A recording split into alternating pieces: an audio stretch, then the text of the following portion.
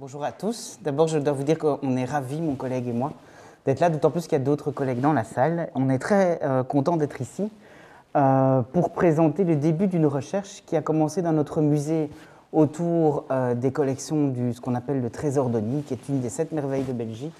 Et puis le Covid étant là, eh bien, on a eu le plaisir d'accueillir pendant 1 an la croix de Claire Marais.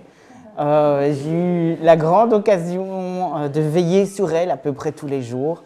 Et donc, je suis ravi de vous proposer cette petite visite au sein de nos collections et autour de cette croix pour vous présenter un petit peu les recherches que nous avons commencées et qui se poursuivront, puisque c'est un programme de recherche qui devrait normalement se terminer dans 2 ou 3 ans.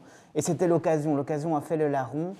La croix était là. On s'est dit, eh bien, on va pouvoir la glisser dans notre échantillonnage pour voir un petit peu si on peut apporter quelques débuts de réflexion ou quelques informations nouvelles sur cette croix.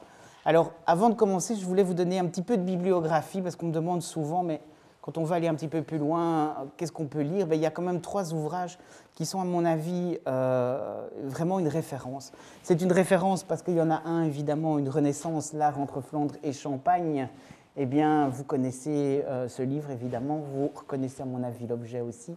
Eh bien, c'est assez extraordinaire parce que ça a permis de relancer le débat sur une ère qu'on appelait l'ère Reynaud-Mozanne et de réfléchir sur c'est quoi la circulation des artistes. Et à travers la circulation des artistes, il y a aussi une autre question, c'est quoi la circulation des matériaux.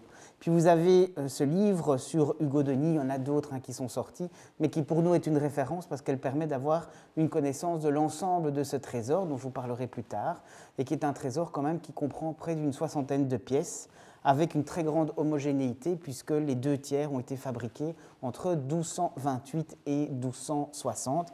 Et donc, ça nous permet d'avoir non seulement un très bel échantillonnage, mais en plus de ça, d'avoir des personnages qui nous ont lancé, tels que Jacques de Vitry, des informations complémentaires à utiliser. Et puis, évidemment, je l'ai oublié, cet ouvrage de Madame Terrier, Ali Ferris, qui est spécialisée, elle, eh bien, dans un style particulier, puisque je vous ai parlé de région, mais c'est très important parce que votre croix, comme notre trésor, s'inscrivent dans cette période et dans ce style, ce qu'on appelle le style antiquisant jadis et qui maintenant s'appelle l'art 1200 ou le style 1200, qui est un style tout à fait intéressant parce que, non pas qu'il fasse une transition, mais il se situe à une époque charnière. C'est dans les régions Reynaud-Mozanne, donc grosso modo autour de la Meuse et jusqu'au Rhin, eh bien, à la transition entre un roman tardif et un gothique qui commence à s'exprimer et dont la plus belle représentation sera à Reims.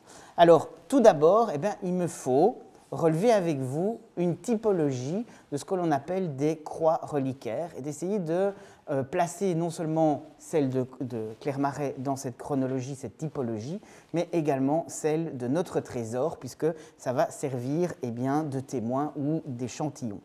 Alors, ces croix sont particulières et elles ont été souvent rattachées à des phénomènes qui sont des phénomènes plus globaux.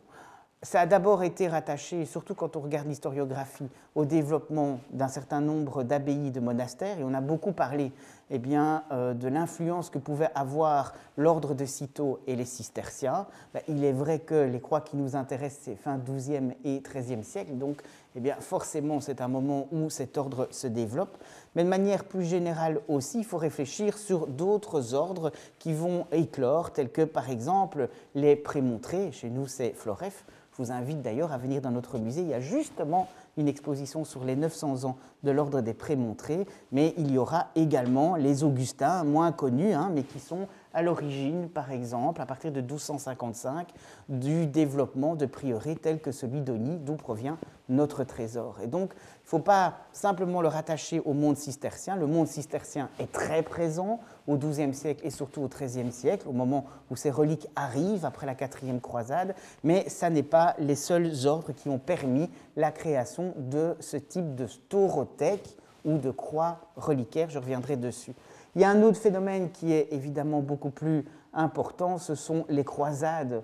Parce que de toute façon, quand on parle de Cîteaux, inévitablement, on va le mettre en rapport avec la première croisade entre 1095 et 1099 et 1098, qui est une date charnière pour l'ordre de Cîteaux. 1144, c'est la chute d'Édesse, et vous allez voir Bernard de Clairvaux, à nouveau quelque chose de très particulier, puisque l'intervention pour une autre croisade va forcément marquer l'ordre de Cîteaux. Puis vous avez également la troisième, celle des rois, la croisade importante avec Richard Cœur de Lion.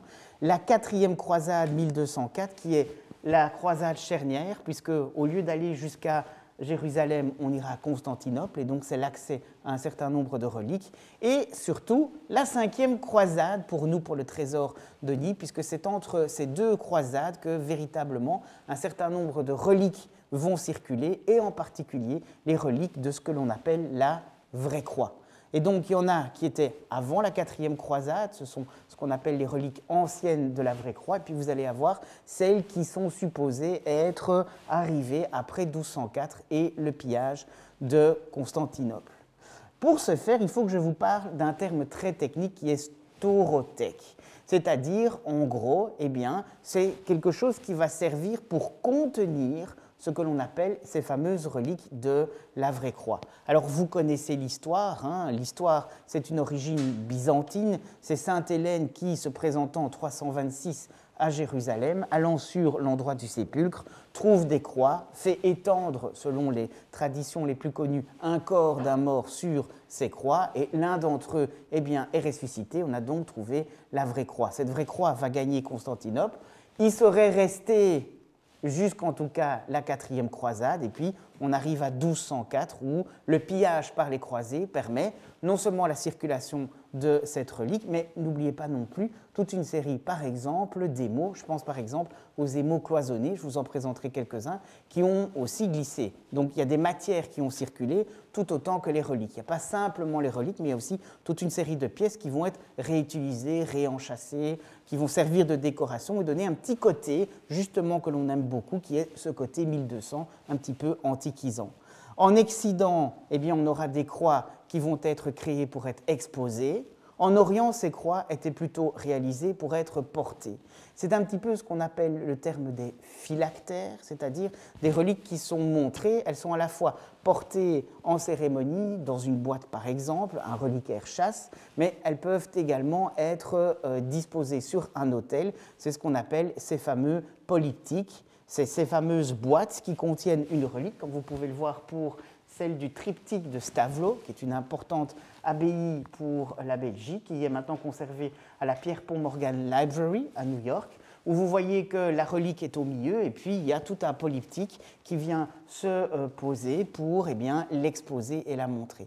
Donc les reliques se portent, les reliques de la vraie croix sont mises dans des boîtes, ou si vous préférez des chasses, ou encore dans des tout petits reliquaires qui sont faits en Orient plutôt pour être portés, en Occident plutôt pour être exposés. Mais je reviendrai sur ce terme d'exposition et sur la ferveur qu'elles peuvent provoquer. Alors je vous en ai mis toute une série pour vous montrer que c'est une longue évolution et qu'on n'a pas toujours les mêmes staurothèques. Nous, on aime beaucoup en Occident dans le style mosan du XIIe siècle et surtout du XIIIe siècle, hein, fin XIIe et XIIIe siècle. On aime davantage ce que l'on appelle les polyptyques. Je vous montrerai dans un instant, mais dans le monde byzantin, on aime plutôt des boîtes qui peuvent parfois être fermées et remodifiées.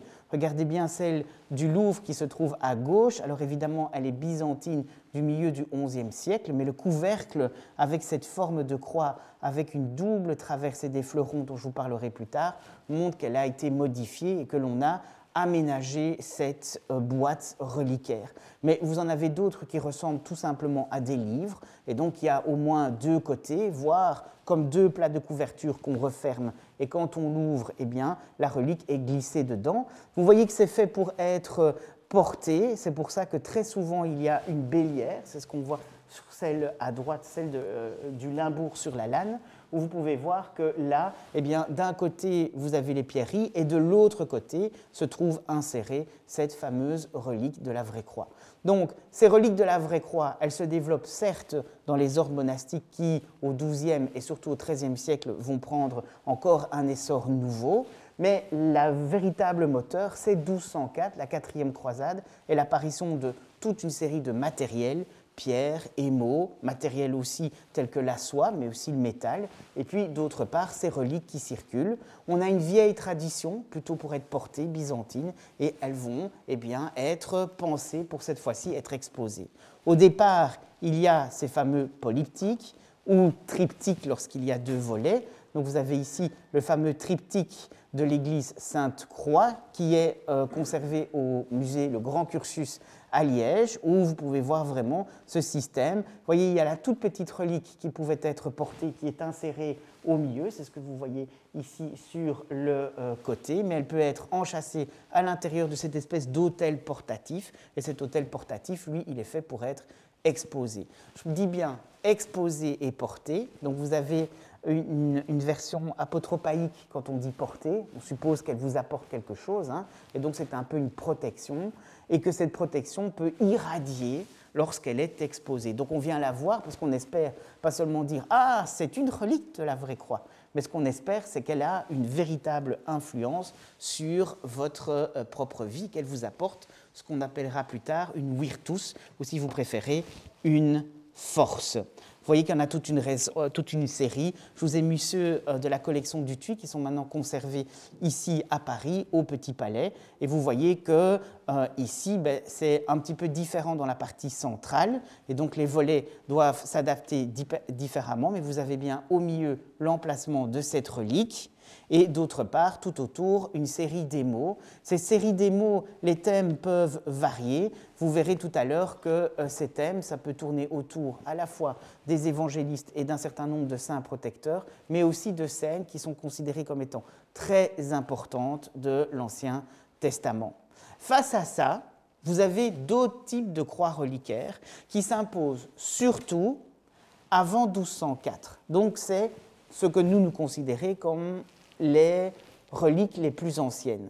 C'est ce que l'on appelle les croix reliquaires à simple traverse. Donc au départ, on a ces boîtes staurothèques, plutôt byzantines pour assurer une protection quand on les porte, plutôt plus imposantes quand on les expose pour ce qui est de l'Occident. Et puis on voit apparaître ces fameuses croix reliquaires à simple traverse.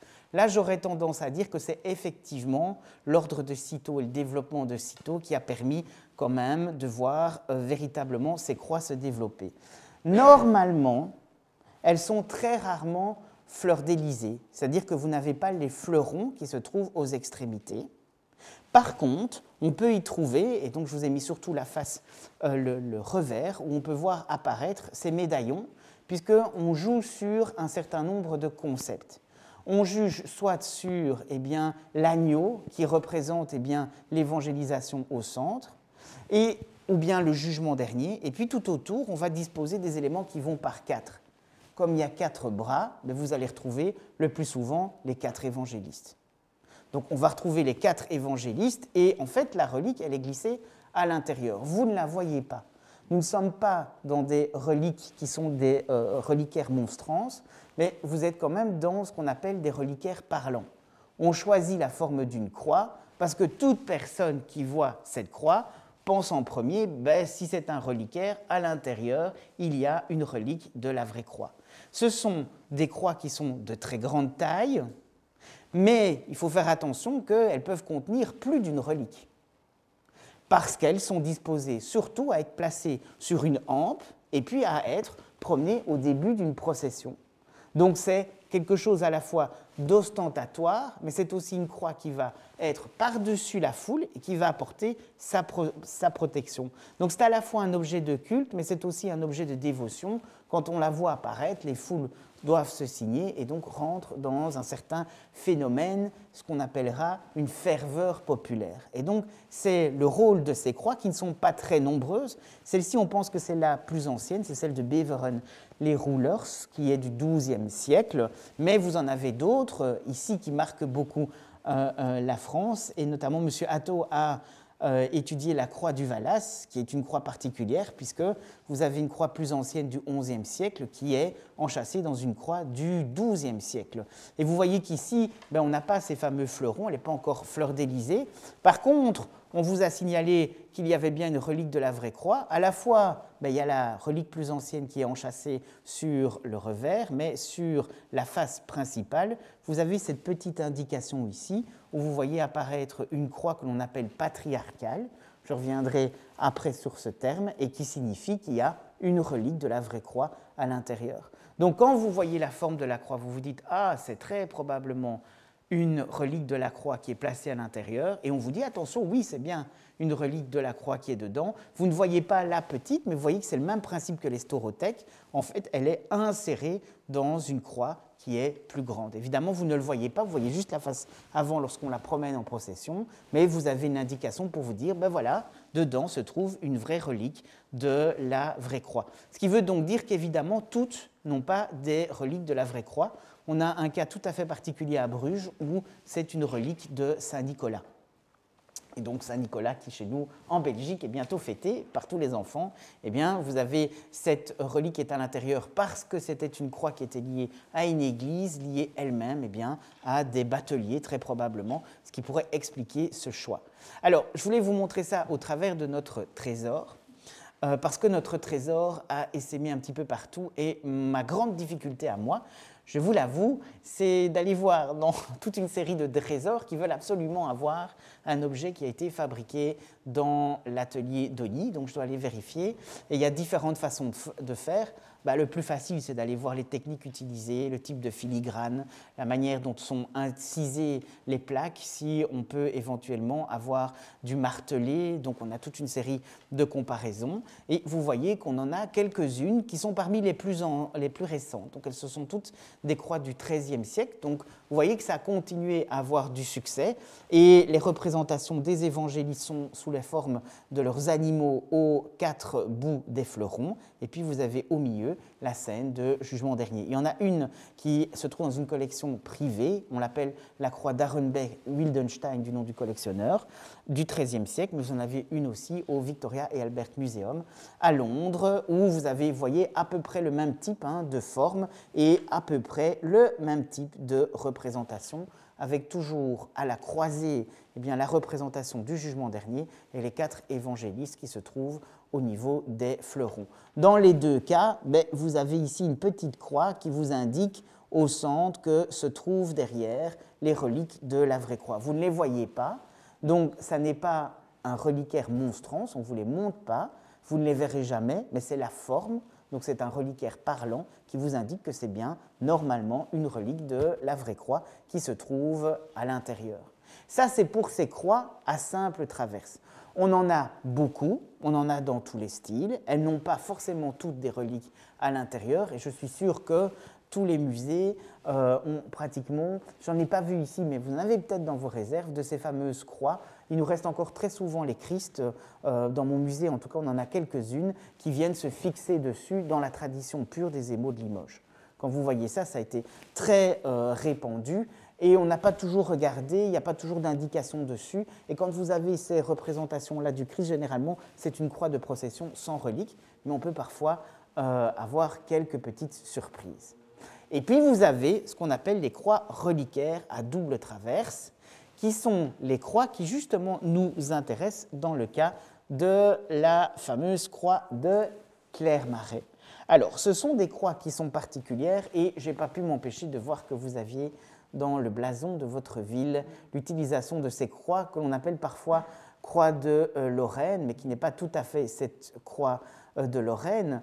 À l'origine, elle est liée à la croix que vous voyez à droite, qu'on appelle la croix d'Anjou, mais qui porte le nom aussi de croix de la Girouardière, qui se trouve à Baugé, qui est la version qui subsiste d'une croix plus ancienne. Cette croix plus ancienne doit probablement avoir gagné Angers aux alentours de 1210, et puis elle a été plusieurs fois modifiée. Elle a notamment été modifiée par René d'Anjou, qui en a fait finalement la composition que vous voyez ici, avec quelques pierres qui ont été rajoutées. Et cette croix était très importante. Pourquoi? Parce que par les mariages et les héritages, elle a fini par aller dans la famille des Guises, et donc elle a été portée dans le blason de la Lorraine, tout simplement des ducs de Lorraine. C'est pour ça qu'on l'appelait la croix de Lorraine. Vous savez que normalement, à l'origine, elle avait deux traverses pratiquement identiques, celle du dessous est un petit peu différente, et puis on l'a modifiée. Elle a eu évidemment beaucoup de succès pendant la Seconde Guerre mondiale, puisque c'était une des marques de la division de chars que Charles de Gaulle, la 507e division de combat de chars de Charles de Gaulle, qui a choisi non seulement cet insigne, mais également le représentant des armées, le vice-amiral, qui a choisi ce symbole-là pour en faire le symbole de la France libre et des armées de la France libre. C'est comme ça qu'on a un peu confondu. On l'appelle parfois croix de Lorraine. Je vous dis, c'est normalement la croix d'Anjou, et nous on préfère dire croix reliquaire à double traverse, pas croix patriarcale, parce que la croix patriarcale peut avoir deux traverses de la même longueur. Mais elles sont plus courtes que ce que vous pouvez voir pour la croix de Lorraine. Donc on les confond un petit peu, et donc nous on préfère dire double traverse, parce que finalement c'est effectivement deux traverses différentes, et d'ailleurs, quand on regarde, il peut y avoir deux reliques différentes à chacune des croisées des traverses. Donc ça veut dire que, par exemple, dans celle d'Ony, nous avons deux fois une relique de la vraie croix. S'il n'y en a qu'une seule, on la met plutôt à la grande traverse plutôt qu'à la petite traverse. Alors, évidemment, pourquoi cette forme? Parce que c'est la forme qui a été le plus souvent choisie dans le monde byzantin. Elle fait sans doute après référence au fameux Titulus, qui désigne Jésus le Nazaréen comme étant le roi des Juifs, le fameux INRI, mais ce n'est pas simplement la seule version. On pense qu'elle a une forme vraiment de hiérarchie et qu'elle désigne notamment une querelle de préséance parmi les patriarches, et notamment le fait que la suprématie est accordée au patriarche de Constantinople sur celui de Jérusalem, voire même plus tard après le grand schisme par rapport à l'Église romaine d'Occident. Et donc elle a vraiment une valeur d'appropriation, et c'est celle qui va être choisie, sans doute parce que sa forme inévitablement fait penser au monde oriental, et donc ça donne une plus-value. On se dit, les autres, on ne sait pas trop ce qu'il y a dedans, mais ça, le fait qu'il y ait une double traverse, c'est une vraie relique de la vraie croix, c'est bien une relique qui provient du monde oriental. Alors au départ, ce que l'on sait, c'est que c'est essentiellement des croix de procession. On le voit comment? Parce qu'on voit modifier notamment le bout de la hampe et le fleuron qui est le fleuron inférieur, très souvent pour pouvoir l'adapter plus tard dans d'autres dispositifs, comme par exemple des pieds de croix. Vous en avez un magnifique ici, pied de croix rénomosan, ben voilà, c'est tout à fait classique. Nous-mêmes, je vous montrerai tout à l'heure dans notre trésor, on en a même un qui a été modifié 3 fois pour accueillir une de ces croix. Ce sont des croix, certes de procession, mais elles reposent sur deux valeurs fondamentales qui nous sont expliquées notamment par des théologiens et surtout des tribuns tels que le sont Jacques de Vitry, qui est un personnage pour nous très important dans le cadre du trésor. Ce sont des croix de dévotion, pourquoi? Parce que comme pour tous les reliquaires, il y a quelque chose d'essentiel qu'elles doivent vous donner. C'est pour ça que dans les reliquaires, il faut que vous puissiez être convaincu que c'est quelque chose d'ancien, et surtout vous avez une interaction. Nous, on pense toujours, c'est quelque chose, on les regarde et puis voilà, comme un objet de musée, mais c'est plus que ça. Il y a un vrai contact avec la relique, il faut la toucher. Moi, j'ai eu la grande chance de pouvoir toucher, du coup, pendant les analyses, la croix de Claire Marais. Je ne sais pas si elle m'a protégée pendant le premier confinement et la crise du Covid, mais il y a vraiment ça, il y a quelque chose de toucher ou de mettre en contact. D'ailleurs, il y a beaucoup de reliques de contact parce qu'elles donnent ce qu'on appelle de la virtus. La virtus, faites attention, ce n'est pas le courage, c'est de la force. C'est quelque chose qui fait qu'il y a quelqu'un d'essentiel qui est lié à cette relique, et cette personne essentielle, elle a eu un destin extraordinaire parce qu'elle était douée d'une foi extraordinaire. Et donc cette foi lui a permis de faire des miracles, lui a permis de surmonter des épreuves extraordinaires, jusqu'à même parfois vivre la résurrection. Et c'est un petit peu de cette force que la personne avait que vous espérez acquérir en étant en contact avec la fameuse relique. Et donc ça, c'est fondamental. Donc vous essayez d'avoir une part de cette virtus. Alors on va d'abord prendre les grands saints dans l'histoire, c'est-à-dire tous ceux qui, de près ou de loin, ont été en contact avec le Christ, et puis après, on va commencer à les voir dans les martyrs. Quand on n'aura plus dans les martyrs, on va commencer à les voir des saints particuliers qui se développent à certaines époques. Je pense par exemple à Saint Martin de Tours, et c'est ainsi qu'on a progressivement toute une série de reliques. Mais la vraie croix, ça, c'est une des choses les plus extraordinaires parce que ça fait partie des 7 reliques de la Passion. Donc avoir un fragment de la vraie croix, ça vous donne eh bien, une force, une virtus extraordinaire. En plus, c'est aussi des objets de culte et d'ailleurs, beaucoup vont pouvoir bénéficier de ces fameux pieds. Pourquoi? Parce qu'avoir ça pendant un office, c'est donner une force à l'office et surtout au rituel que vous exercez extraordinaire. C'est comme un catalyseur. Si vous faites une messe avec, posée sur l'autel, votre propre autel, comme faisait Jacques de Vitry, une relique de la vraie croix, c'est quand même d'une autre importance que de le faire sur une bête croix de métal. Et puis enfin, c'est aussi un insigne de pouvoir, parce que détenir ça, et donc c'est montrer à tout le monde qu'on a un pouvoir extraordinaire. Et donc c'est un insigne, la virtus, qui vous permet d'avoir de la potestas, c'est-à-dire un pouvoir particulier. C'est comme une onction que vous avez avec vous. C'est pour ça que c'est si important d'en avoir, et c'est pour ça que l'on va mettre particulièrement du soin pour ces fameuses reliques de la vraie croix, et qu'il y a quelque chose de protecteur dans cette forme. Je ne sais pas si ça protège le musée Sandelin, mais j'ai trouvé ça extraordinaire de l'avoir justement sur le fronton, ou je pense sur le fronton de votre mairie ici. Et quand vous regardez ces ensembles, par exemple sur ce manuscrit qui fait partie d'un des manuscrits qui est conservé à la BNF, mais qui fait partie de ce qu'on appelle le groupe des manuscrits de l'époque de Saint-Louis, vous avez justement Saint-Louis qui représente la Sainte-Chapelle à travers ce bâtiment doré que vous avez, et vous voyez qu'on a représenté quoi? Une croix, mais qui est au-dessus d'une couronne, puisqu'elle assure cette protection. Elle donne à la fois de la virtus, de la force au roi, mais en même temps, en la vénérant, eh bien, elle lui permet d'avoir de la potestas, du pouvoir. Je vous parlais d'une croix particulière, c'est, je crois, une des croix avec laquelle j'ai le plus de liens. C'est plus de liens, je ne sais pas vous dire pourquoi, mais elle est dans mon musée, et chaque fois que je rentre et que je la vois dans le trésor, elle a pour moi quelque chose de particulier parce qu'elle a eu énormément de modifications. Vous voyez que c'est probablement une de ses toutes premières, elle est des années 1200, à mon avis 1215, et elle a quelque chose de particulier, c'est que le travail, notamment du filigrane, n'est pas un travail occidental, mais c'est un travail oriental. Ce qui nous fait donc penser à une croix qui a été fabriquée dans le royaume de Jérusalem, ce qui explique cette forme de croix. Faites attention d'ailleurs, parce que parfois on dit la croix patriarcale ou croix dite latine, mais c'est latine de Jérusalem. C'est le royaume latin de Jérusalem. Et donc, cette croix est particulière parce que nous savons qu'elle est liée à un homme qui est, chez nous, est très important, qui est Jacques de Vitry, et il parle dans ses lettres au moment de la 5e croisade d'une croix qu'il promène avec lui. On sait qu'il a légué, on connaît le contenu de son testament, et qu'il a notamment légué une croix, et c'est probablement celle que vous avez ici. C'est une croix qui est particulière parce que, quand vous regardez bien, au départ, c'est bien une croix de procession, mais il a fallu en faire une croix d'autel. Et pour en faire une croix d'autel, on l'a d'abord fait dans le style 1200, c'est la forme du bas, puis finalement on va la faire en gothique, on va encore la surélever, puis vous voyez surtout qu'on l'a modifiée. On y a glissé ces tout petits médaillons circulaires. Alors ce sont des émaux d'une très très grande qualité. Ce ne sont pas des émaux champ levé comme on le retrouve dans pratiquement tout l'art mosan. On peut retrouver à Trèves également de l'art cloisonné, des émaux cloisonnés. Ça veut dire qu'on fait des petits caissons dans lesquels on va mettre le dispositif qui va se vitrifier. Ici c'est le cas.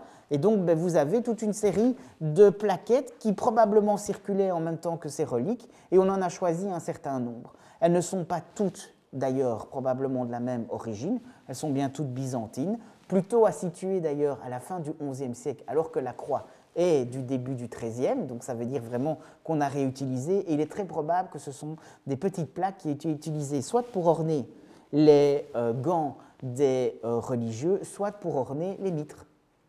Par la suite, on les fera en tissu brodé ou on les fera en représentation.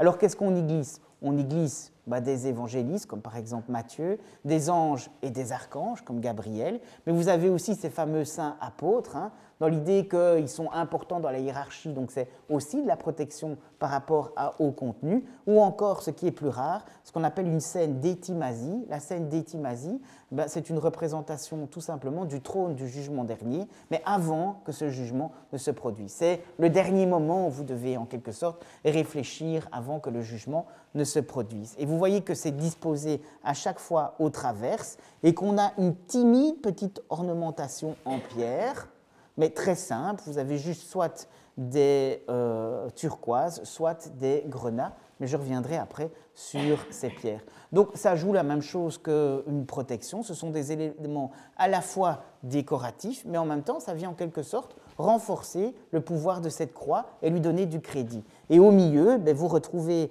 à chaque fois à la croisée des traverses la représentation d'une croix. De l'autre côté, vous avez le jugement, mais cette fois-ci avec le Christ sur le trône, plus toute une série d'éléments qui ont été rajoutés, qui sont aussi des éléments protecteurs, tels que des dragons, puisque vous savez, on représente ce qui est le plus dangereux, qui du coup sert de protection pour l'objet, c'est vraiment un phénomène qu'on retrouve très souvent au Moyen-Âge, ou encore toute une série de chimères, et on a même rajouté par la suite encore ces pieds dans le style gothique, avec des têtes de dragons qui se trouvent juste ici. Donc c'est un dragon qui fait en quelque sorte une gymnastique et dont la queue se termine par une fleur épanouie. Ça vous donne un petit peu l'ensemble du trésor, puisque ce qu'on sait, c'est que la partie inférieure a été réalisée probablement à Oni à différentes périodes, tandis que la croix, elle, a été réalisée au XIIIe siècle dans le royaume de Jérusalem, où on a enchâssé des émaux qui eux-mêmes sont du XIe siècle, avec très probablement des reliques de la vraie croix qui, elles, ont été prises en 1204. C'est une croix personnelle, c'est celle de Jacques de Vitry. Là, vous retrouvez l'autre élément. Autant, quand on regarde tous ces éléments, ça renforce cette idée de force, puisqu'on met des grands personnages de l'Église et ça fait comme une protection sur cette croix, autant ici, en plaçant ces éléments qui seront d'ailleurs très souvent utilisés dans l'héraldique, on renforce le pouvoir de la croix. Donc ces croix sont tout à fait particulières parce qu'elles ne sont pas simplement là pour être offertes au regard, particulièrement dans les processions, mais elles deviennent de vrais objets à la fois dans le rituel, avec cette idée aussi que ce sont des insignes de pouvoir. Ce qui peut expliquer pourquoi on prend autant de soins, y compris quand on doit réaliser des reposoirs, ou si vous préférez, des pieds pour cette croix, parce que vous avez quand même des choses assez étonnantes, et notamment sur celui-ci, que j'observais bien attentivement, mais vous retrouvez le même processus. Donc, par exemple, vous allez retrouver les 4 évangélistes qui sont représentés sur les 4 angles, avec à chaque fois l'animal, ce qu'on appelle les tétramorphes, qui vont avec. Donc, par exemple, Marc, c'est le lion ailé, mais vous avez Jean, où ça va être la représentation de l'aigle. Et alors, ceux-ci sont ajoutés d'autres thèmes, mais qui sont très importants. On vous montre le pouvoir de la croix. Et donc, si vous regardez bien, le bâton de Moïse, ici, est une croix. Et ce bâton, lui permet, tout simplement en frappant une pierre, de faire jaillir dans le désert de l'eau. Donc, ça vous montre ce pouvoir, et donc, en quelque sorte, l'iconographie vient renforcer. Ça vous dit, c'est pas n'importe quoi d'avoir une croix, parce qu'une croix, c'est quand même un objet qui est un objet, effectivement, de force et aussi un insigne de pouvoir. C'est pas n'importe qui détient ces croix. Alors, il y a des styles dans ces fameuses croix à double traverse. Il y a d'abord un style dont je ne vous parlerai pas, parce que ce n'est pas celui qui nous concerne ici, c'est le style de Limoges. Le style de Limoges est important, je vous en avais déjà parlé un petit peu pour les simples traverses. Voilà d'ailleurs ces figures de Christ qu'on trouve très souvent dans les musées. Malheureusement, on les a démantelées, on a détruit la croix et très souvent, on n'avait plus que le Christ. On trouve ça très très souvent dans les foires aux antiquaires notamment. Nous, on en a par exemple sauvé une en l'achetant avec l'aide de la Fondation Roi-Baudouin et la Fédération Wallonie-Bruxelles, parce que c'est vraiment tout à fait typique. Et même si ce n'est pas produit dans nos régions, même dans l'Armozan, parfois on en faisait venir et on les rajoutait à des croix déjà existantes. Alors, vous voyez que le style de Limoges, c'est l'utilisation de pierres, mais on remarque quand même que le plus souvent, la taille des pierres est un peu plus importante parce qu'on va y retrouver déjà cette idée qu'on va en faire en quelque sorte des protections pour ce qu'on appelle les authentiques, c'est-à-dire ces fameux petits parchemins qui sont glissés à l'intérieur, généralement réalisés par une autorité ecclésiastique, de préférence un évêque, et qui atteste que la relique qui est à l'intérieur est une relique qui est une relique authentique. D'où son nom, c'est un authentique. Ce sont des croix qui sont évidemment avec des émaux de Limoges, des décorations en pierre, je vous l'ai dit, et quelques estampages, mais des estampages qui sont relativement réduits. On trouve également un petit peu de filigrane, mais ça n'est pas la caractéristique principale de ces croix. Et puis vous avez alors ce qu'on appelle l'espace rénomosant, auquel appartient votre magnifique croix de Clermarais est notre trésor, qui lui est un peu plus particulier parce qu'on y retrouve aussi des estampages, on y retrouve aussi une très grande utilisation des pierres, mais surtout, on a moins d'émaux et pour les décorer, on retrouve plutôt ce qu'on appelle des nielles. Alors, c'est à peu près l'équivalent, sauf qu'au lieu d'utiliser les couleurs pour pouvoir vitrifier dans vos émaux champ-levé, on va utiliser plutôt ce qu'on appelle des sulfures, qui sont de couleur noire. On peut retrouver de l'argent mêlé, on peut retrouver du plomb. Et donc, ça va vous donner, dans cette plaque en argent, le plus souvent, parfois en laiton creusé, eh bien, des formes noires qui vont apparaître.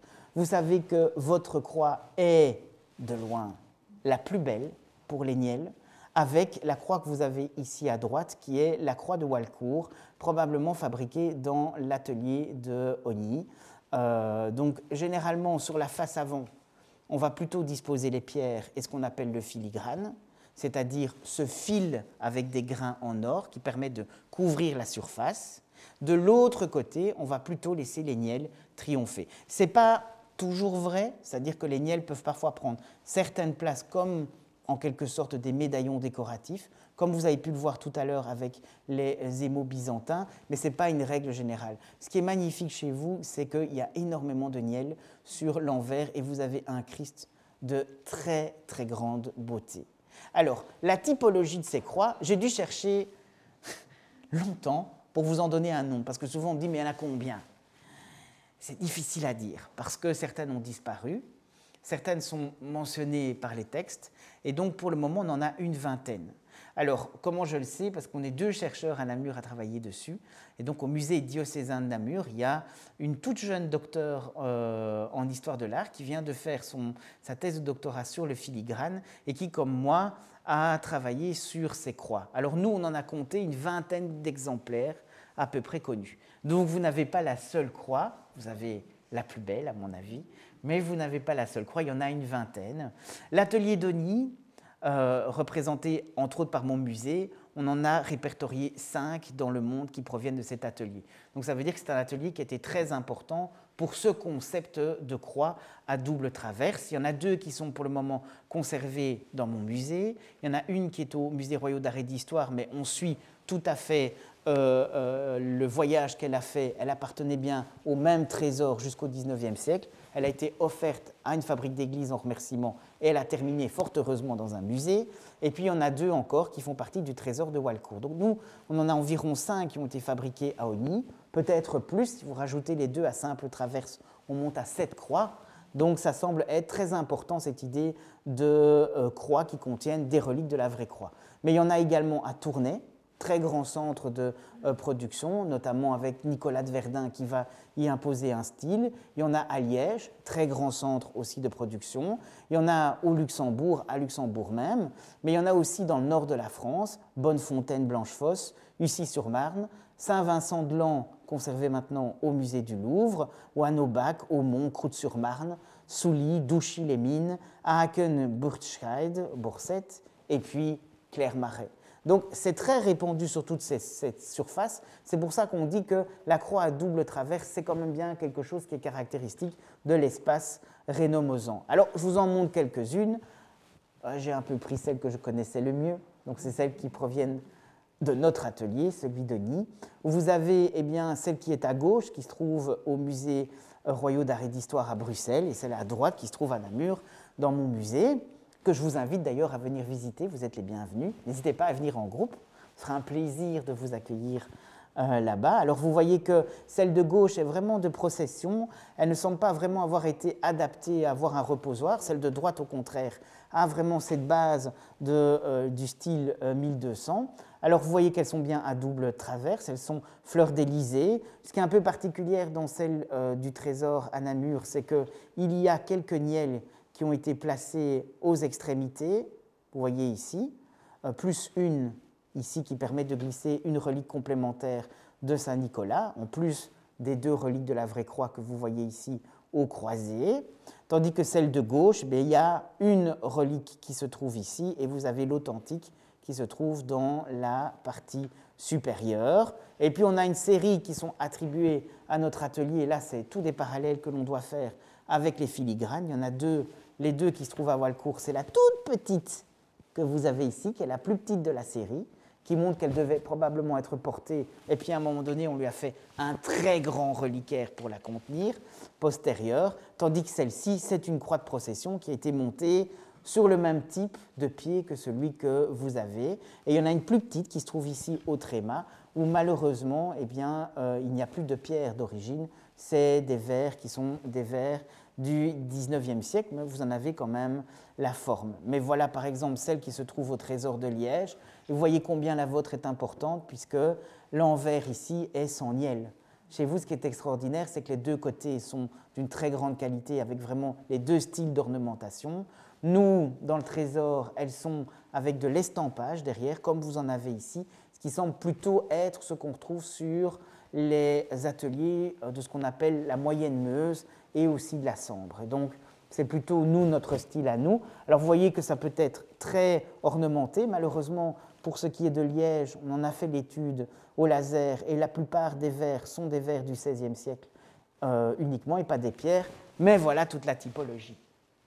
Vous voyez que c'est assez intéressant et vous voyez qu'elles ont à peu près toutes le même type de forme, avec cette idée qu'en tout cas, sur la face avant, on a une très grande couverture, on utilise beaucoup de filigrane et on utilise quand même pas mal de pierres. On peut parfois, à certaines époques, modifier et rajouter des Christ, comme c'est le cas par exemple ici à Luxembourg ou encore à Saint-Vincent-de-Lans, c'est ce qui a été rajouté ici. Donc on y a rajouté la représentation du Christ complémentaire, ce qui montre qu'elles ont vraiment servi d'autel, de croix d'autel, mais dans la plupart des cas, ce n'est pas ce que vous avez. Et surtout, ce qui est important, c'est qu'il y a deux faces, mais qu'il y a toujours une face ornementée avec des pierres, et sur l'autre, il n'y a jamais de pierres. Il y a des estampages, des nielles, mais c'est quelque chose qui est plus sobre. Ce qui m'amène maintenant à parler alors de ces fameuses pierres que l'on appelle lapides vivi, dans l'idée que les pierres, c'est une force vive qui va intervenir véritablement. On s'est posé beaucoup de questions et c'est vraiment l'étude des textes, surtout de ce qu'on appelle les encyclopédies du XIIIe siècle. Je pense à Thomas de Cantimpré, mais il y a aussi maintenant Hildegarde de Bingen, même s'il faut quand même bien avouer que la partie sur les pierres reste très mystérieuse. Je pense qu'elle fumait les plantes dont elle parle juste avant pour avoir réalisé ça, tellement c'est une météore dans le monde des sciences liées aux pierres. Et pour vous l'expliquer, il me faut vous expliquer les figures de notre trésor et pourquoi c'est important ces pierres, qu'est-ce qu'elles apportent en plus, ces pierres vives. Alors dans notre trésor, je ne sais pas si vous le connaissez, mais il est intéressant. Pourquoi ? Parce que d'abord, on a plus d'une soixantaine de pièces, une trentaine d'orfèvreries, et qu'en plus de ça, on a un auteur qui signe et des documents qui nous permettent quand même de raccrocher des textes à ces objets. La plupart du temps, et c'est malheureusement peut-être le cas de Claire Marais, de votre croix, c'est que le plus souvent, les trésors, surtout d'abbayes et encore plus de cathédrales, on a un objet du XIIIe, un autre du XIVe, deux du XVe, au fur et à mesure que le trésor s'est constitué. Mais on a rarement un trésor qui est lié à un atelier qui est juste à côté de l'endroit où on détenait. Du coup, on a une forte production. Ça veut dire, par exemple, qu'on a sur la période 1229, allez, soyons fous, 1238, plus de 8 pièces qu'on a identifiées dans notre trésor, et jusqu'aux années 60, qui vont aller 1260 jusqu'au style gothique, eh bien, c'est toutes les autres pièces. Donc, on arrive vraiment à avoir une très grande cohésion. Il faut vous dire qu'environ sur 40 ans, on a 30 pièces produites. Alors, ces 30 pièces, elles sont liées à 3 personnes. Elles sont d'abord liées à une femme particulière qui est Marie Denis, qui maintenant est devenue sainte par acclamation, mais qui est en fait une bienheureuse. Et croyez-moi, dans la région, on y est très attaché. Les enfants de la région viennent au musée voir leur trésor. Ils viennent voir la mâchoire de Marie Denis, puisque eux ont la côte dans leur église. C'est une personne particulière, Marie Denis. C'est en fait une femme que l'on appelle une proto-béguine. Alors parfois, on vous en fait un portrait extraordinaire, hagiographique. C'est en tout cas une femme qui a refusé, à une époque où les femmes étaient, lorsqu'elles étaient religieuses, cloîtrées dans des ordres, et si possible dans des bâtiments aussi, elle a décidé de vivre à côté d'un prieuré, mais de vivre en femme libre. Elle avait l'argent, elle avait le réseau, et donc elle a permis à un petit prieuré de devenir extrêmement important, parce qu'elle a fait venir des gens, et d'ailleurs on le raconte, elle pouvait sortir, ce qui était beaucoup plus important, et puis surtout, elle a permis aux frères d'avoir de l'argent. Ça ne s'est pas toujours bien passé, je vous avouerai qu'à lire la Vita, parfois je suis quand même un petit peu circonspect. Il y a 20 ans, on disait c'est une femme pleine de ferveur. De nos jours, la personne chez les bollandistes, qui sont donc chargés d'étudier les saints, qui en parle, dit qu'elle était carrément névrosée. C'est vrai que je vous avouerai que c'est quelqu'un qui vivait dans l'église, léchait les reliques, donc elle a une très grande part dans ses reliques. On a d'ailleurs un certain nombre de reliques qui sont énumérées dans sa vie. Et puis d'autre part, elle se mettait à chanter pendant l'office, tellement fort et tellement haut qu'on avait l'impression, alors les moines disaient « c'est la voix des anges », mais comme elle répétait sans arrêt, elle était complètement hystérique. Au point que quand elle devait se confesser, elle poussait les cris d'une femme en train d'accoucher, disent les textes. Donc ces petits frères, je pense qu'ils ont été quelque peu malmenés. Elle avait sa cellule en plus le long du cœur, et donc on a un autre homme qui nous en parle, mais qui est bien ennuyé. Donc il essaye de lui trouver des qualités humaines, 7, puis il va lui trouver 7 qualités déclinant du Saint-Esprit, mais elle a eu beaucoup de mal quand même à pouvoir la rendre sainte. Elle est bien heureuse, mais elle avait quand même un caractère un peu atypique. Mais ce personnage atypique a eu énormément d'importance. Il a eu beaucoup d'importance, pourquoi? Parce que ces femmes qu'on appelle les femmes religieuses, donc les mulieres religiosas, ont eu vraiment un intérêt. Il y a un intérêt qui s'est créé parce que vous êtes à Paris à une époque où on est entre la création vraiment de l'école cathédrale et l'université de Paris. Pierre Le Chantre n'est plus là et donc on a une espèce de vide un petit peu théologique. Et donc il y a toute une série d'étudiants, dont un s'appelle Jacques de Vitry, qui va être intéressé, va venir pour aller voir ce qui se passe dans ces fameux prieurés, et en particulier à Ogny. Alors pourquoi c'est important? Parce que Jacques de Vitry est un des tout grand érudit entre 1200 et 1240. On l'a oublié, mais cet homme a écrit non seulement des sermons, pas de très grand niveau, c'est quelqu'un qui vient de la noblesse populaire, donc c'est du bon sens. Mais c'est un excellent tribun, tellement un bon tribun qu'il va être celui qui va être le champion de la croisade contre les Albigeois et qui va réussir à convaincre de réaliser la 5e croisade. Donc c'est un personnage très éloquent, et ce personnage très éloquent que vous voyez recevoir à droite sur ce manuscrit qui est conservé à la British Library, en train de recevoir sa crosse d'évêque, eh bien, va véritablement développer ce prieuré. Alors, dans l'histoire, les bonnes sœurs qui avaient jadis la garde du trésor jusqu'en 2010 disent qu'il y a eu une extase mystique entre les deux. Très franchement, à un moment donné dans le texte, il dit carrément que pris des émois amoureux, sentant son cœur palpiter et son corps avoir des premiers mouvements, eh bien, la voix du Seigneur a parlé à Marie d'Ogny, cette femme qu'il avait attirée, en lui disant « Ne me toccare, donc ne me touche pas », et qu'à ce moment-là, elle lui a répété avec beaucoup de naïveté, et que du coup, il s'est rendu compte que son attitude n'était pas celle qui convenait pour un saint homme auprès d'une sainte femme. Mais il y a en tout cas un lien particulier entre les deux, tellement particulier qu'elle va mourir dans ses bras de privation, et donc il lui prendra un doigt qu'il portera toute sa vie dans un reliquaire autour de son cou. Plus tard, quand il reviendra à Ogny, il la fera même déterrer du cimetière et débiter en morceaux, et même dans son testament, il demandera d'être transporté depuis Rome jusqu'à Ogny pour reposer à côté d'elle, ce qui fut fait. Ce fut fait, et en plus de ça, eh bien, il a fallu le préparer. Donc les études dans mon musée ont montré qu'on a dû utiliser un vieux procédé visigothique. On a dû donc le découper en morceaux, après l'avoir laissé un peu pourrir. On a dû le cuire et le faire bouillir pour retirer la chair, tout disposer dans un reliquaire. Et je vous avouerai que le plaisir qu'on a eu, c'est qu'on a essayé de comparer ce qu'il reste de son corps dans l'église à Ogny, les séquences ADN, avec les mitres que nous avons dans lesquels il a sué pour essayer de voir si on avait une concordance ADN qu'on n'a malheureusement pas pu avoir. Pourquoi? Parce que faire bouillir des os, ça ne laisse pas beaucoup de traces ADN, en tout cas avec nos techniques actuelles. Mais on espère bien un jour pouvoir le faire. Alors, ce Jacques de Vitry-là, avec Marie d'Ogny, qu'est-ce qui s'est passé? Il va devenir un très grand prélat. Un très grand prélat qui va être d'abord évêque à Acre pendant la 5e croisade, avec sa croix dont il nous parle, et il va rapporter toute une série d'objets. On a des bourses en soie, probablement des reliques, sans doute des pierres, peut-être du métal. Et puis, quand il reviendra à Ogny, Malheureusement pour lui, le pape ne lui accordera pas une fin de vie auprès du corps de sa bienheureuse, mais il va en faire un archevêque à Tusculum, au sud de Rome, puis il va surtout en faire un prélat et un légat pontifical. Et donc il terminera sa vie à Rome avant d'être transporté son corps vers Ogni, mais il n'arrivera jamais tout à fait à vivre à Ogni, mais par contre il va apporter énormément de richesses. On connaît le contenu de son testament, et par exemple, si vous venez dans mon musée, vous verrez sa crosse, vous verrez son autel, on a sa croix, on a également ses bagues, on a un certain nombre de reliquaires qui lui étaient propres, les boîtes en ivoire qu'il utilisait pour mettre ses choses les plus précieuses. Donc c'est un personnage particulier, et ce personnage particulier qui a profité de l'aura de Marie d'Ogny, il a rencontré un artiste extraordinaire qui s'appelle Hugo de Walcourt, et que nous appelons maintenant Hugo d'Ogny, puisqu'il a terminé sa carrière à Ogny. Alors pourquoi il est important? Parce que si vous regardez bien, il est là et il a signé un certain nombre de nos œuvres. Des œuvres que nous savons dater, donc on a vraiment quelque chose d'extraordinaire. C'est comme si vous aviez la signature et la représentation de l'artiste sur la croix de Clermarais.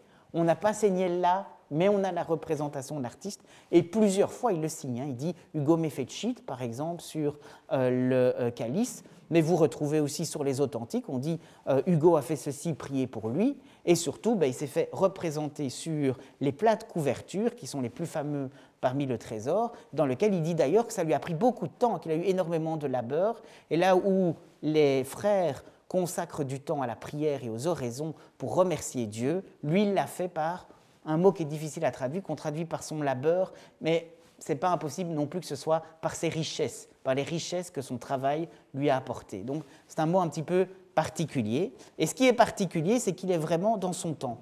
Il est dans ce style 1200 qui a l'Antiquité comme modèle, mais aussi comme principe d'authenticité.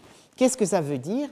Ça veut dire qu'on cherche, dans les objets qu'on fabrique, donc dans ces fameuses croix que vous avez, à privilégier cette idée d'antiquité.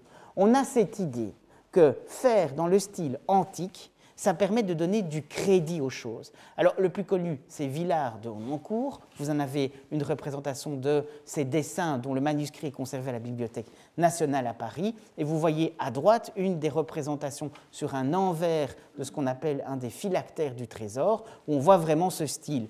Ce style antiquisant, maintenant, on est pratiquement sûr qu'il est fait sur des modèles qui existaient encore de statues antiques. C'est-à-dire que les artistes ont travaillé, tel Villard par exemple, sur des modèles qu'il a vus sur place, d'antiquités qui étaient conservés, et ça vous explique pourquoi, par exemple, un des traits caractéristiques, c'est ces vêtements avec des plis extraordinaires, qui sont impossibles dans la vie de pouvoir exister, mais qui sont réalisés comme s'ils étaient amidonnés. Et donc on a cette idée d'antiquité et d'aller rechercher des choses antiques.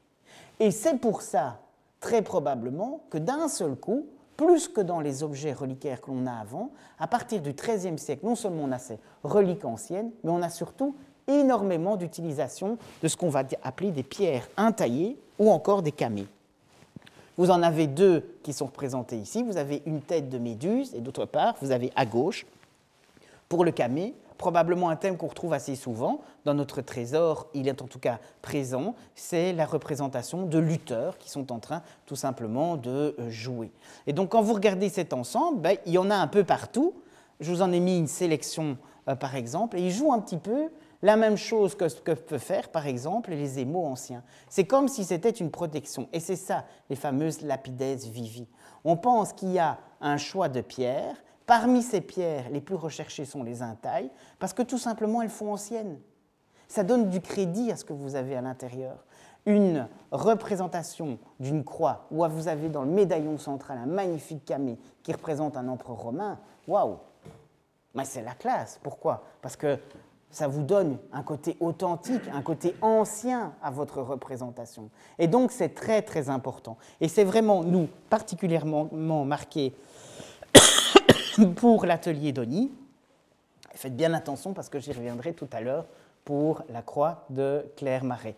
Mais il y a d'autres techniques, je vous ai dit, choisir des émaux avec des évangélistes, des archanges qui protègent, choisir des pierres qui ont l'air anciennes, qui ont l'air vraiment d'une grande authenticité, ou choisir certaines pierres, soit parce qu'elles ont des propriétés optiques qui vous permettent de pouvoir entreapercevoir la relique. Vous en avez une, par exemple, un cristal de roche dont on sait maintenant qu'il provient de Tanzanie.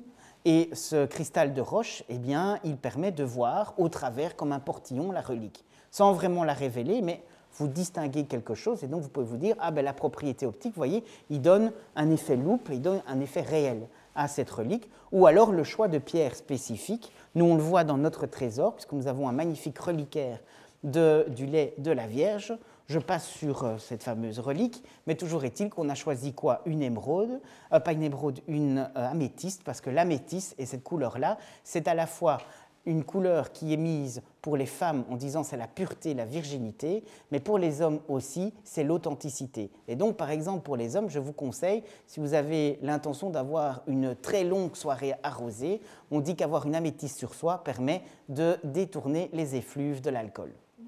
Je ne sais pas si ça marche avec les contrôles, mais c'est en tout cas très pratique. Et donc, vous avez ces pierres qui vont venir orner. Alors, je vous ai montré, il y a des choses un peu particulières, parce que du coup, par exemple, quand vous regardez ici, je ne sais pas si vous l'apercevez, elle n'est pas très grande, mais c'est l'intaille que vous avez là. Là, je vous l'ai mis à la bonne taille, donc en fait, elle est horizontale. Mais en réalité, elle est mise dans un rinceau vertical, ce qui veut dire qu'en fait, on s'en fout de ce qu'elle représente. Hein. C'est le dieu Mars. Simplement, c'est une intaille ancienne, c'est précieux, c'est ancien, donc ce qui est à l'intérieur, c'est authentique. Ça rajoute du pouvoir. Mais alors, en plus de ça, ce qui est extraordinaire, c'est d'en mettre certaines en évidence pour leur qualité et de jouer avec le rythme des pierres. Alors nous, dans le trésor, c'est vraiment une marque de fabrique de Hugo.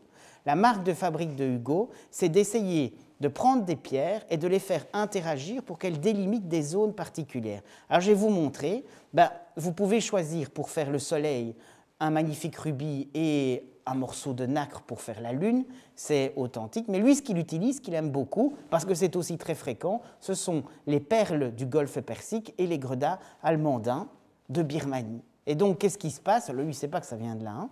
Eh bien, il les oppose. Donc, s'il en met un en bas à gauche, il va en mettre un en haut à droite. S'il met un grenat à gauche ici, il va le mettre l'autre à droite. Donc, il va jouer avec des oppositions pour créer des cases. Alors, vous me direz, est-ce que c'est vraiment si abstrait que ça? Ben voilà, par exemple, un des reliquaires dont on sait que la partie supérieure a été réalisée par lui. Eh bien, quand vous regardez bien, il délimite ces cases. Donc, s'il y a une rouge là à gauche, vous voyez ma petite flèche, il y a une rouge ici. S'il y a une perle là, il y a une autre perle ici. Donc, il fait des croisées, et ainsi de suite. Donc, si c'est blanc à cet emplacement-ci, ce sera blanc en croisant. Si c'est rouge ici, ce sera rouge là. Et donc, il crée des espèces de diagonales, et puis il glisse ces pierres les plus importantes aux endroits stratégiques à l'intersection. Donc, il y a un vrai rythme qu'on retrouve systématiquement. Donc, avoir une pierre, ce n'est pas simplement parce qu'elle peut vous donner un caractère authentique, comme pourraient le faire d'autres dispositifs, comme les émaux, mais c'est aussi donner des qualités et c'est jouer aussi avec les propriétés. Alors, je vous en montre un autre exemple.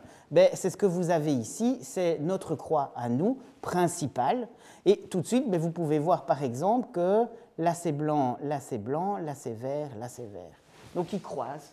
Donc, vous avez des croisées qui apparaissent.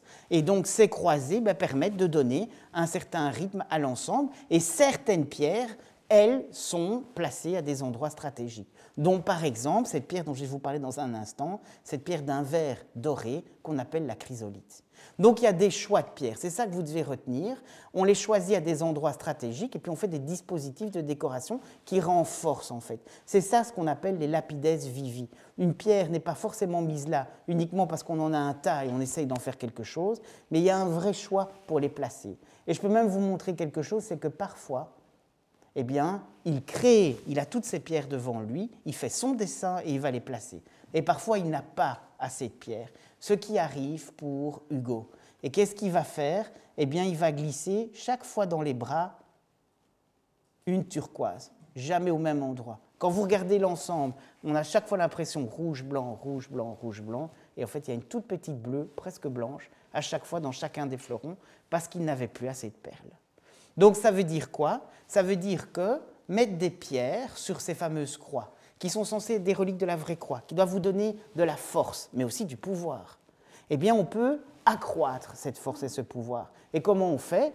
En dehors de décorations très jolies, avec des pierres très jolies, on peut utiliser des émaux, on peut utiliser des pierres, on peut sélectionner ces pierres et on peut les disposer de telle façon que ça renforce. Si vous avez des entailles anciennes, c'est magnifique, parce que ça fait authentique. Si vous avez des cristals de roche, ça vous permet de montrer les reliques sans vraiment les dévoiler. Et si vous avez des pierres dites précieuses, alors là, c'est leurs qualités qui vont compléter votre ensemble. Alors juste pour nous amuser, mais pour vous montrer que la démonstration est quand même intéressante, par exemple, ça c'est ce qu'on appelle un phylactère. Vous voyez qu'il y a ce fameux cristal de roche qui est là, qui permet de voir la relique sans tout à fait la montrer. Après on mettra du verre et ça deviendra des monstrances. On montrera les reliques parce que les gens commencent à douter. Mais vous avez ici également d'autres qui permettent de voir les authentiques, c'est-à-dire les petits papiers qui vous disent à l'intérieur c'est une relique de un tel. Vous ne les voyez pas, vous ne savez pas les lire, mais vous voyez qu'il y en a un dedans. Donc ça doit être du vrai. Et puis on s'amuse à jouer avec les couleurs. Alors regardez bien, en bas orange, en haut orange, bleu, bleu. On croise rouge, rouge, bleu, bleu, bleu, bleu, orange, orange, rose. Donc, vous voyez, il croise vraiment sur toutes ces règles, ce qui permet de focaliser sur quoi? Dans sa géométrie ou dans son rythme, sur ce qui est la sphère centrale, c'est-à-dire ce fameux portillon qui cache la relique. Ici, il s'agit de la relique de Saint-Hubert. Ça peut pas être esthétique uniquement.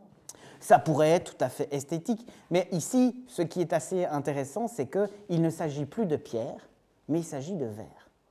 Donc ça veut dire que dans les plus anciennes, celles de Hugo, il l'a fait avec des pierres précieuses.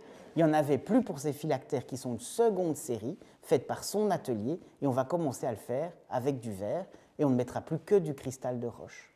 Donc ça veut dire qu'il y a une vraie volonté de jouer dessus. Ça peut être effectivement décoratif, mais n'oubliez pas que ça n'est pas fait que pour être montré, c'est avant tout des objets de dévotion.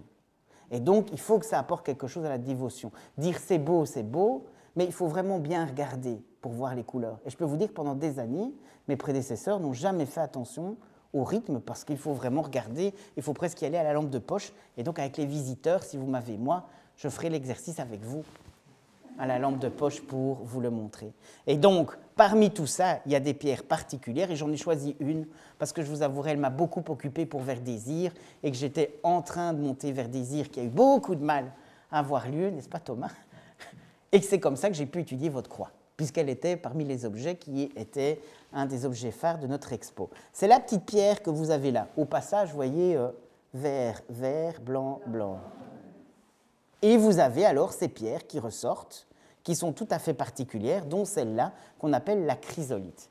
Alors, elle nous permet de bien savoir, vous m'avez dit, est-ce que c'est décoratif? Mais je vous dirais, ce serait décoratif s'il n'y avait pas à cette époque-là un regain d'études de ces pierres. Il y a plein d'études qui sont faites et qui croisent trois différentes traditions. Vous avez la tradition antique qu'on appelle la veine pharmacolo-scientifique, donc c'était scientifique à la manière antique. Il y a la veine magico-astrologique qui repose plutôt sur le monde arabe, puisqu'on observe les astres. Puis vous verrez qu'après, il y a d'autres utilisations qui sont plutôt juives, hébraïques et qui sont basées sur l'Ancien Testament. Alors, qu'est-ce que c'est que la veine pharmacolo-scientifique? On considère qu'il y a des pierres qui ont des propriétés magiques ou en tout cas médicales. Entre les deux, c'est parfois compliqué.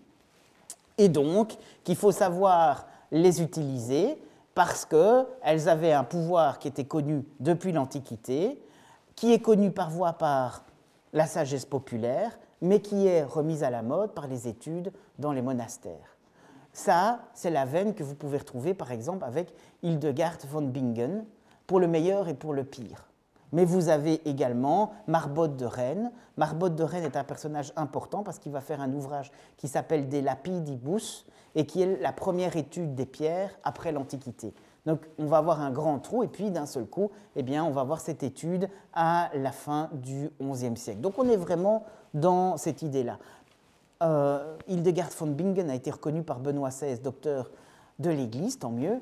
je vous avouerai que ce n'est pas ce qu'elle a fait le mieux, parce que d'un seul coup, elle nous sort des propriétés, des choses à utiliser, à frotter, à absorber. C'est elle notamment qui est persuadée que l'émeraude guérit de toute une série de troubles intestinaux et au niveau de vos estomacs, mais il faut la réduire en poudre et l'avaler telle qu'elle, avec du vin aromatisé. C'est comme ça qu'un pape en est mort, les boyaux complètement démolis. Donc, je vous avouerai que, voilà, c'est assez particulier. Alors, la veine magico-astrologique, c'est que c'est surtout sur les entailles, celles que vous avez vues. C'est l'idée que ces entailles, eh bien, par les représentations, si vous avez une représentation de Mars, ça met en lien cette entaille avec le dieu Mars.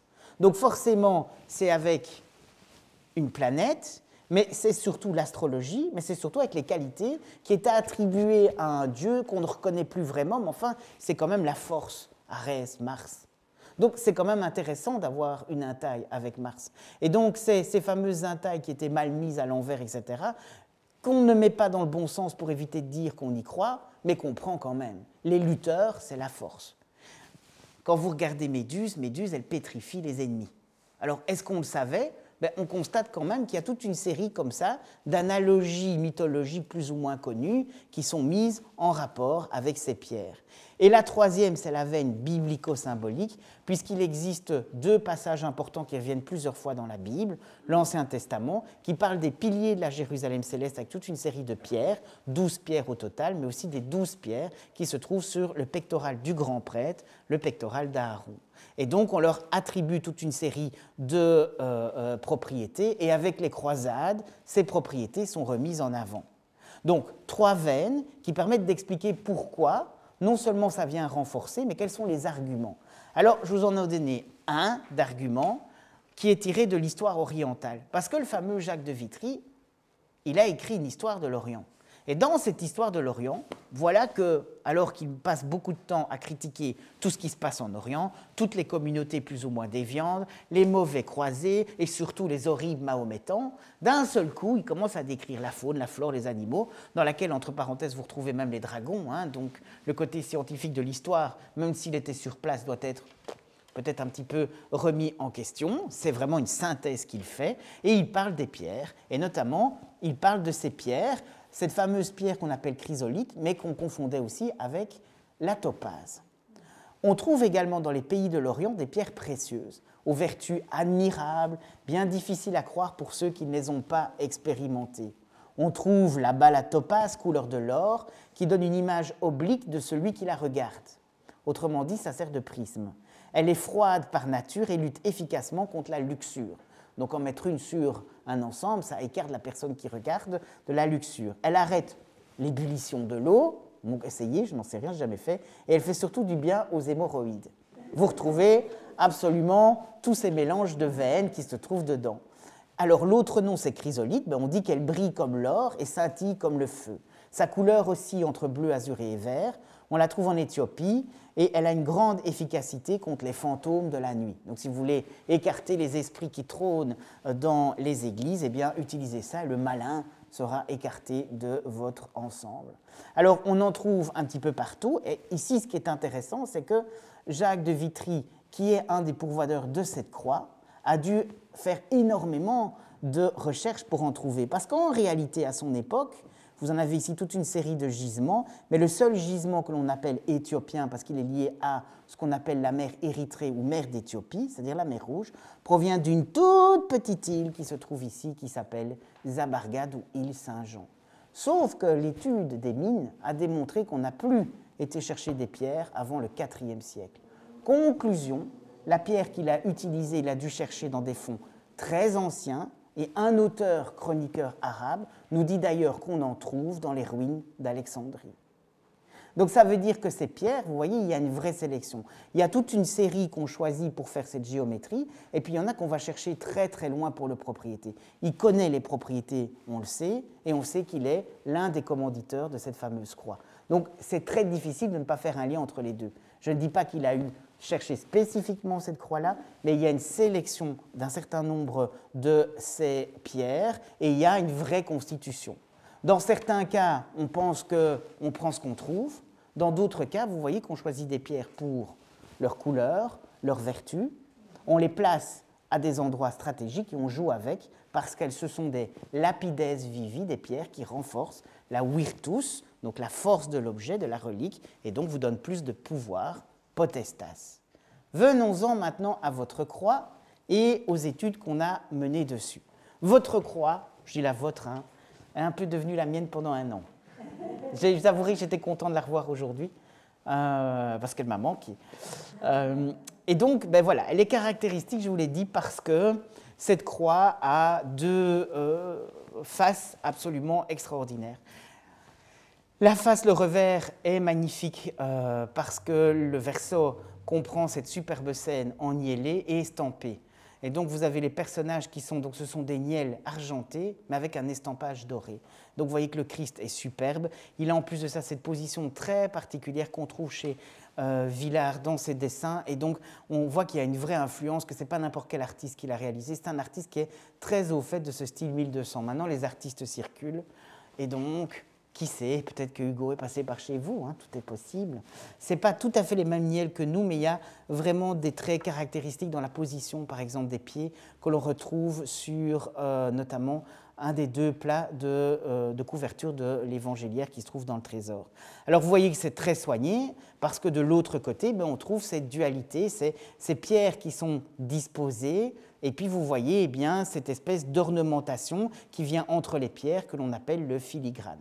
Faites attention que filigrane est un mot horrible, parce que du coup, filigrane, tout le monde pense à un fil avec des grains, mais à cette époque, les plus belles, et c'est ce qui fait la qualité, parce que je pense que vous avez le plus beau filigrane avec le nôtre, ce sont des filigranes qui comprennent des objets, des représentations de la nature.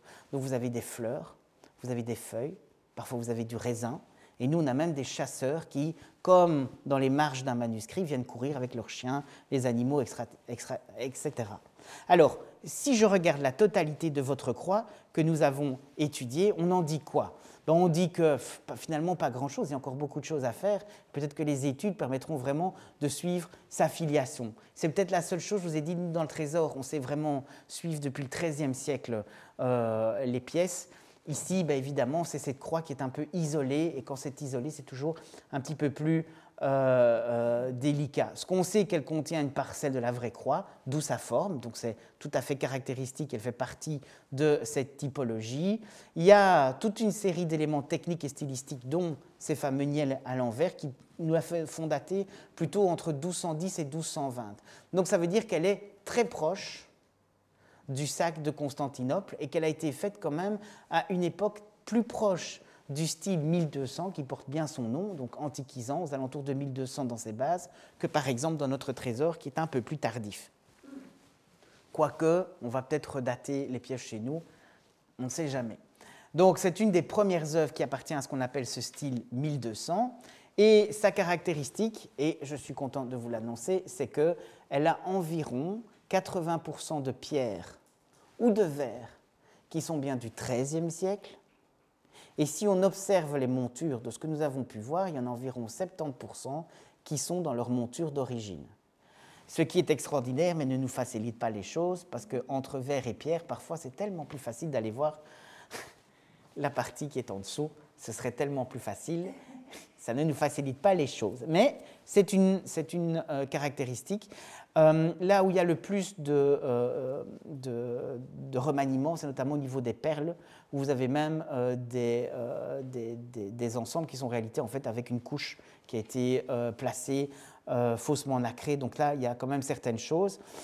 C'est à la fois génial et en même temps c'est un peu dommage parce que parfois on voit bien qu'il y a peut-être un rythme, mais on n'est pas sûr que les pierres sont de la même couleur que les pierres d'origine lorsque ce sont des pierres qui ont été replacées au XVIe ou XVIIe siècle. Je pense à celles qui sont taillées à facettes. Donc voilà, on va aller plus facilement vers le cristal ou des couleurs claires, ou on va aller vers beaucoup d'améthyste parce que l'améthyste, c'était facile à trouver. Et donc par conséquent, on a parfois peut-être des placements qu'on ne connaît pas. Mais il semble quand même qu'il y en a un certain nombre et on a fait deux types d'études. Alors il y en a une qui est menée jusqu'au bout et donc c'est le rapport que j'ai pour le moment. Maintenant, il doit être complété par l'autre type d'études. Ce que nous avons fait, c'est des études de gémologie historique. Donc on a fait appel à l'Association belge de gémologie historique qui était représentée par Stef Van Rooij qui depuis des années fait toutes les études gémologiques au niveau des musées royaux d'art et d'histoire. Alors, son avantage, c'est qu'au musée royal d'art et d'histoire, vous n'avez pas que de l'art médiéval mozo, mais ça va jusqu'aux pierres égyptiennes, en passant par tout ce qui est Mongolie, Népal, Birmanie, etc. Donc, il a une très bonne connaissance de ces pierres et surtout, il travaille avec la réunion, donc le centre scientifique qui se trouve sous le Louvre, avec notamment Aglaé 2, l'accélérateur de particules et toute l'équipe qui est là-bas. Donc, c'était intéressant parce qu'il a une très bonne connaissance et surtout de pierres. Alors, ça va vous faire rigoler, mais les pierres rouges et les pierres vertes. Donc les grenats en particulier, les différents types de grenats, mais aussi les rubis et surtout les émeraudes, mais aussi les péridots. Donc c'est là où notre centre d'intérêt s'est rencontré. Et donc, on a fait une première étude en essayant de déterminer, il y a peu de ces pièces qui nous ont échappé, s'il s'agissait de verre ou de minéral. On a parfois été surpris avec les perles parce qu'on a parfois même eu de l'os poli. Il y a les techniques pour les montures. On a également regardé la technique de taille et éventuellement les intailles. On a essayé de déterminer les provenances rares. Donc on s'est vraiment concentré sur ces provenances rares et voir s'il y avait une certaine rythmique. Je vous ai dit, la rythmique, ça reste encore à étudier parce qu'il faut vraiment qu'on regarde les montures pour voir si c'était vraiment... On a des indices que par endroit, il y a quelqu'un qui est vraiment repassé pour mettre les améthystes face à face, pour mettre probablement de la citrine ou de l'améthyste chauffée pour avoir la couleur jaune à certains endroits. Donc, on voit qu'il y a quand même eu des modifications. Donc ça, la rythmique, ça reste encore quelque chose qu'il faut bien qu'on regarde par rapport aux montures. Les provenances rares, c'est ce qui nous a permis de déterminer un échantillonnage de pierres pour la seconde phase de notre analyse. Et pour les intailles, on a été un peu surpris. Alors, je vous explique, je vous montre un petit peu comment c'est arrangé.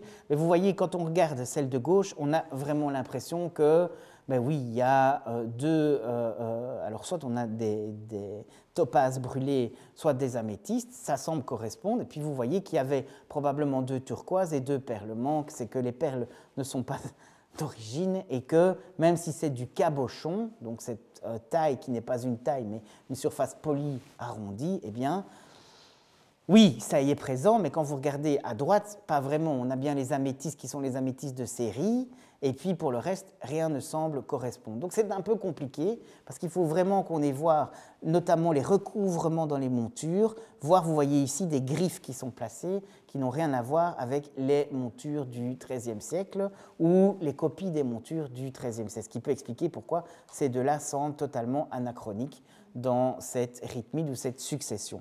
Donc là, on a eu le moins de mal, mais ce qu'on a réussi à regarder par la gémologie historique, c'est d'abord les cabochons et ce qu'on appelle la réutilisation.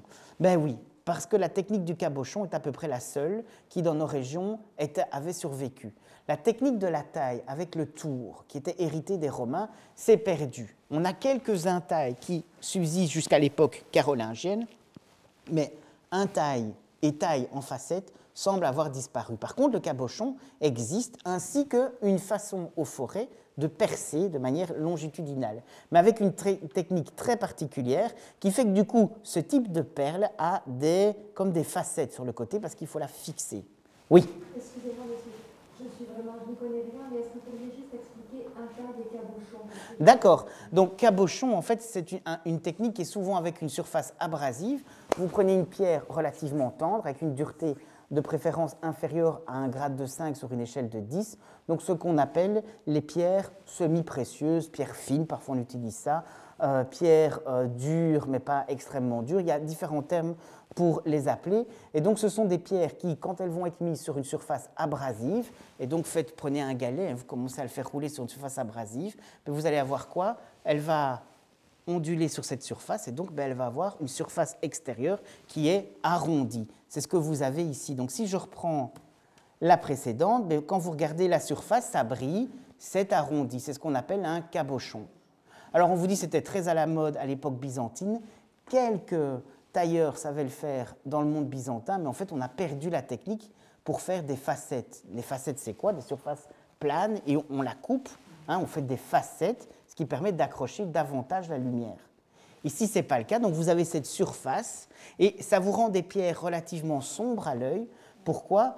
Parce que tout simplement, il y a moins d'accroche à la lumière, et en plus, ça vous demande une monture assez importante, donc assez enveloppante. moins vous avez de surface à la lumière, moins c'est clair. Donc quand vous regarderez ici la croix de Clermarais, ben, dès que vous commencez à avoir des facettes, c'est foutu. Ce n'est plus des pierres du XIIIe siècle, ou alors ce sont des pierres anciennes réutilisées. C'est possible aussi, mais de l'époque romaine alors. En tout cas pas de cette époque-là. Donc c'est arrondi sur le dessus, c'est très à la mode. Bulgarie adore de nos jours mettre ça dans ses ensembles, mais le diamant par exemple, lui, il est facetté. Plus vous avez de facettes, et donc il y a des tailles particulières, plus il va accrocher la lumière, et plus il va être brillant. Et s'il est très clair, bah alors là c'est superbe dans l'échelle de clarté, parce que vous allez avoir vraiment un diamant qui brille. Donc les facettes, ça permet d'augmenter la surface à la lumière, et donc vous allez avoir quelque chose qui est beaucoup plus brillant, avec une clarté plus grande. Le cabochon, ça n'est qu'arrondi. Et donc, c'est une très belle technique, mais c'est une technique qui est une technique ancienne et la principale à cette époque. Il n'y a que quelques joailliers arabes au Caire qui sont capables de vraiment tailler en facettes ou de vraiment essayer de faire ce qu'on appelle des pierres tabulaires. Donc en fait, il y a des tables, c'est plat au-dessus et pas arrondi, et donc ça vous permet vraiment d'avoir ça. Je vais vous le montrer tout de suite. Même chose pour percer. Et donc dès que vous avez des grandes perces comme ça longitudinales, ce sont des pierres qui ont été réutilisées. Ça veut dire quoi? C'est des pierres certes anciennes, mais qui ne datent pas du XIIIe siècle. Ça ne veut pas dire qu'elles n'ont pas été montées au XIIIe siècle, mais ça veut dire, c'est intéressant, que c'est des choses qui sont soit réutilisées d'objets qu'on avait à la disposition, soit de collectés, soit de trouvés dans des sites anciens, et donc on les réutilise. Donc nous, c'est ce qu'on a essayé de voir, c'est voir ce qui était taillé en cabochon, et on s'est concentré sur ce qui ne l'était pas. Donc soit percé, soit intaillé, parce qu'on ne savait plus faire des intailles, donc faire ces dessins. Il faudra attendre le XIIIe siècle pour que ça réapparaisse sous la forme de décors. Par exemple, si vous allez dans le trésor de Saint-Marc à Venise, vous en avez un certain nombre qui sont taillés et intaillés. Donc on retire de la matière pour faire apparaître des choses en relief, ou on creuse dans la matière, c'est les intailles. Taillés, intaillés à l'intérieur. Alors, cette technique-là n'existe pas, l'intaille, sauf en Inde. Alors pourquoi je vous dis ça? Parce qu'en Inde, quand il y a une impureté dans une pierre, on la retire, on l'intaille. Donc vous avez des intailles comme ici, dans la partie supérieure. Vous voyez ici, il y a comme un trou, mais là où vous le verrez le mieux, c'est là. Exactement, même chose ici. Donc ça veut dire que quand vous avez ça, ça veut dire qu'on a utilisé de près ou de rien, de loin, un matériel qui est lié à l'Inde. Donc ça a été travaillé sur place avec une technique qui existait encore à l'époque. Donc nous, dès qu'on voit ça, on sait se dire « Ah ça, c'est possible que ça fasse partie du trajet des pierres précieuses ». Par contre, en cabochon, ça ne sait pas nous apprendre grand-chose puisque la technique existe encore à l'époque. Donc ce qu'on fait, c'est qu'on élimine, et on élimine en se disant telle technique n'est pas connue à l'époque, telle autre, telle autre, telle autre. Donc soit c'est postérieur, soit c'est antérieur et c'est de la réutilisation, ou alors ça vient de très loin. Ça, c'est le système qu'on a utilisé. Et donc, ici, si vous regardez dans votre croix, là, on a creusé. Donc, a priori, ça nous fait penser à une pierre qui pourrait provenir d'Inde, ou qui, en tout cas, a été extraite en Inde, ce qui est le cas, puisque vous avez un type particulier de saphir. Alors, enfin, les tailles et les facettes, pour nous, ça exclut. Pourquoi? Parce qu'il faut un tour, et que le tour de joaillier n'existe plus à cette époque. Donc, ou bien ça a été fait vraiment dans le monde arabe chez 2 ou 3 joailliers du Caire, c'est possible, hein, Jacques de Vitry y est allé, donc c'est possible. Mais il y a peu de chance, et donc si vous avez ça, soit c'est une très ancienne, comme cette citrine dans notre trésor, vous voyez qu'elle est tabulaire, vous voyez là le... Oui, on voit qu'en dessous elle est taillée, ce qui vous donne cette forme rectangulaire. Donc ça a été taillé, on a dû utiliser, il y a une facette si vous préférez. Donc ça c'est une pierre ancienne, c'est une rare citrine jaune, parce qu'elles sont plutôt orangées. Mais si vous en avez d'autres comme ceci là, avec tous ces briolets-là, vous savez que cette pierre-là est de toute évidence une pierre qui a été réutilisée. Je vous dis que nous on a une croix qui est entièrement faite avec des pierres ou du verre qui est à facettes. Tout ceci nous a permis de sélectionner des pièces et de déterminer 2 choses. Alors, la première chose, c'est que quand on regarde l'ensemble de ces 70% de pierres dont on est sûr qu'enchâssées, elles étaient là, Quand on regarde dans l'ensemble, eh bien, il semble qu'il y a une très très grande diversité de provenance. Je dis bien, c'est à l'œil qu'on l'a fait. Et donc, c'est là où le laser va pouvoir intervenir avec les compositions chimiques exactes. Mais à l'œil, on a pu se rendre compte qu'il y a une très très grande diversité et qu'il ne nous semble pas avoir une vraie rythmique. Autrement dit, ça veut dire quoi? Ça veut dire qu'il est très probable que ça fait partie de toute une série de pièces qui ont été démantelées à une époque X avant, et lorsque la relique est arrivée, il a fallu l'enchasser. Donc on a pris un artiste qui était capable de faire des nielles à cette époque-là, qui a fait une face, on a réuni les pierres que l'on avait, et on a essayé de monter l'ensemble sur le côté. Ce qui explique pourquoi aussi, quand vous regardez votre croix, il y a un très très grand nombre de pierres. Il y en a beaucoup plus que sur toutes les autres croix. Et ça, c'est vraiment le signe d'une synthèse. Mais que dedans, du coup, on a des pièces extrêmement rares, et je vous présente la calcédoine des peuples de l'Indus. La calcédoine des peuples de l'Indus, c'est cette pierre que vous avez à 3 reprises. Ici, c'est la numéro 2, là, c'est la numéro 6. Eh bien, cette pierre est particulière parce qu'elle provient d'une mine qui vient du milieu du Pakistan actuel. La région de ce qu'on appelle la cornaline, qui est aussi une calcédoine, mais ici c'est une calcédoine qui est bleutée, et on sait par l'étude archéologique, là on a énormément de chance, et surtout par d'autres exemplaires trouvés, que cette mine n'a plus été exploitée après le 1er siècle avant Jésus-Christ. Autrement dit, d'une manière ou d'une autre, il y a des pièces qui ont circulé et qui sont arrivées jusqu'à un point X, au point qu'au XIIIe siècle, elles ont été réutilisées. Et il n'y en a pas une, il y en a 3, ce qui est absolument inédit. On a quelques calcédoines bleues, mais dans aucune des croix, et vous en avez 3. Alors, comment on peut l'expliquer? Je vous dirais simplement qu'on a des textes dont je vous parlais dans un instant, et notamment ce qu'on appelle le texte du périple sur la mer Érythrée, qui nous parle de ces pièces-là. C'est un texte qui date du IIIe siècle avant Jésus-Christ, au moment où les Égyptiens arrivent à faire la route, à relier la Méditerranée jusqu'aux régions du Pakistan, voire même de l'Afghanistan, pour tout ce qui est lapis-lazuli. Donc on a une description dans ce périple de ces pierres, et il est possible que ce soit une pierre qui est circulée à cette époque.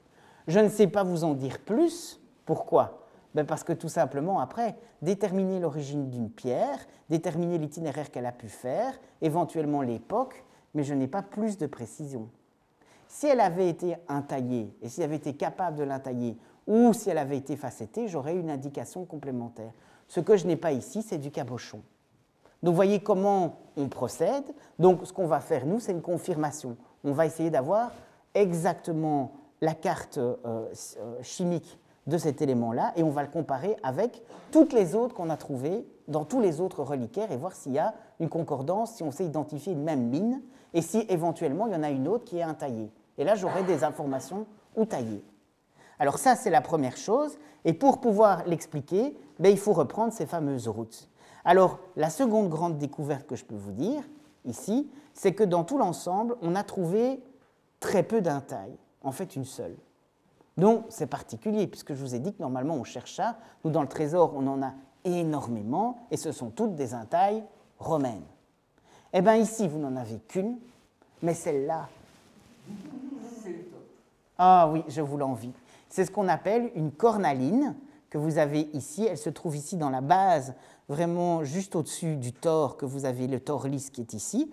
Vous avez d'ailleurs une magnifique émeraude. Si vous regardez bien, ce n'est pas n'importe quelle émeraude, c'est bien une émeraude qui provient de la région Samarkand, donc ça veut dire du désert oriental égyptien. Et ici, vous avez cette intaille. Vous voyez, par exemple, ici, il n'y a pas du tout, il ne semble pas vraiment y avoir de rythme, si ce n'est qu'on a de nouveau ces fameuses améthystes en série qu'on retrouve. Mais il y a cette intaille qui est là, et qui se trouve donc ici. Et tout à l'heure, on est allé la chercher. Donc je dois avouer, mea culpa, on a utilisé le flash parce que sinon on ne la voyait pas. J'avais des mauvaises photos, voilà. Alors c'est une intaille particulière, vous voyez, parce que c'est un capridé. Et c'est un capridé avec un museau fait par 2 traits. Donc il faut imaginer, le museau est ici avec les 2 traits.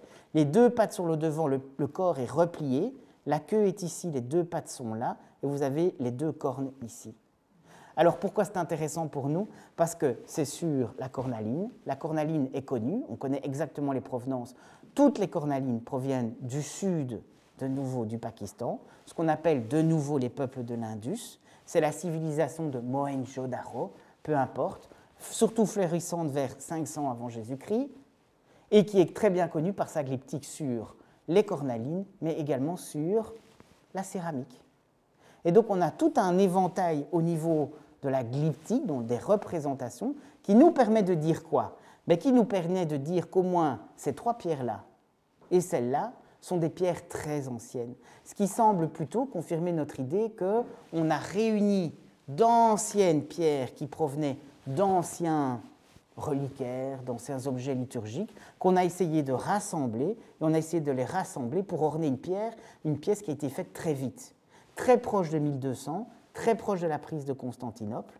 Donc ça veut dire que ce n'est pas que ça a été mal fait. On a cherché vraiment des pierres anciennes, on a cherché un très bon artisan, et surtout on a trouvé aussi quelqu'un qui était capable de faire un filigrane de qualité. Donc ça veut dire que ce n'est pas n'importe quelle croix que vous avez ici, mais c'est une croix qui est pensée. Elle n'est pas pensée en termes de rythmique, mais elle est pensée en termes de valeurs précieuses et de ces fameuses pierres qui sont importantes. Alors voilà le trajet. Le trajet, vous voyez, c'est qu'on sait qu'il y a des pierres qui vont jusqu'à la côte de l'Inde, et en fait, elles traversent alors, certaines arrivent de l'ancienne Bactriane, c'est tout ce qui est stéatite, il y a aussi évidemment le lapis-lazuli, et puis il y a des routes maritimes qui permettent soit d'aller dans le golfe Persique, c'était les routes anciennes, à l'époque mésopotamienne et jusqu'au 1er millénaire avant Jésus-Christ, et puis après il y aura ce dérivatif ici qui passe par la mer Rouge, ce qu'on appelle la mer Érythrée ou mer d'Éthiopie, et en fait ici on va jusqu'au lac Amer. Ce qu'on a oublié, c'est qu'avant qu'il y ait le canal de Suez, il y avait d'autres canaux qui permettaient de gagner les branches les plus à l'est du Nil, et de là de pouvoir gagner la Méditerranée, voire Alexandrie.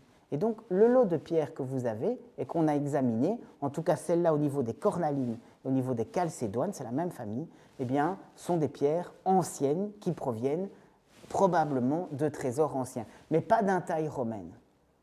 Donc ça veut dire que c'est vraiment des objets peut-être orientaux, c'est notre idée à nous, qui ont été débités en morceaux et qui ont été réutilisés. Il n'est pas, quand je dis ancien, ça ne veut pas dire que ça provient de la région.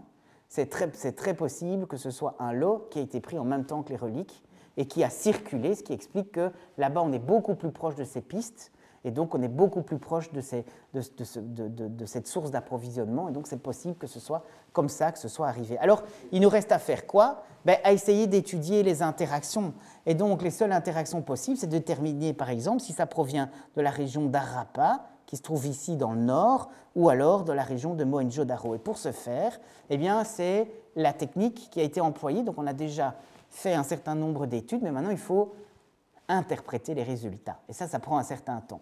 Alors, du coup, ça nous a permis, vous voyez, de dire, on ne va pas étudier toutes les pierres, mais on va en examiner un certain nombre. Alors, on a utilisé 2 techniques laser. C'était le spectromètre de fluorescence X, ce qu'on appelle le Thermo-Fisher-Knighton, et puis vous avez le spectromètre Raman, qui nous permettent de déterminer quoi? À la fois être certain que c'est bien du verre ou du minéral, on voit très très bien sur la courbe, et puis surtout d'avoir une idée d'une carte chimique qui va nous permettre, par comparaison, à la fois avec des sites qui ont été étudiés sur place, mais aussi d'autres objets, d'essayer de dresser une carte. Et notre idée, c'est d'essayer de voir, tiens, à tel endroit, on a tel type de cornaline, on le retrouve pour la même époque, à tel autre endroit, tel autre endroit. Par exemple, Montpérido, chrysobéryl, chrysolite, topaze, on dit qu'il y en a beaucoup, c'est faux. Il n'y en a qu'un, et ça se trouve sur quoi? Sur la châsse de Charlemagne.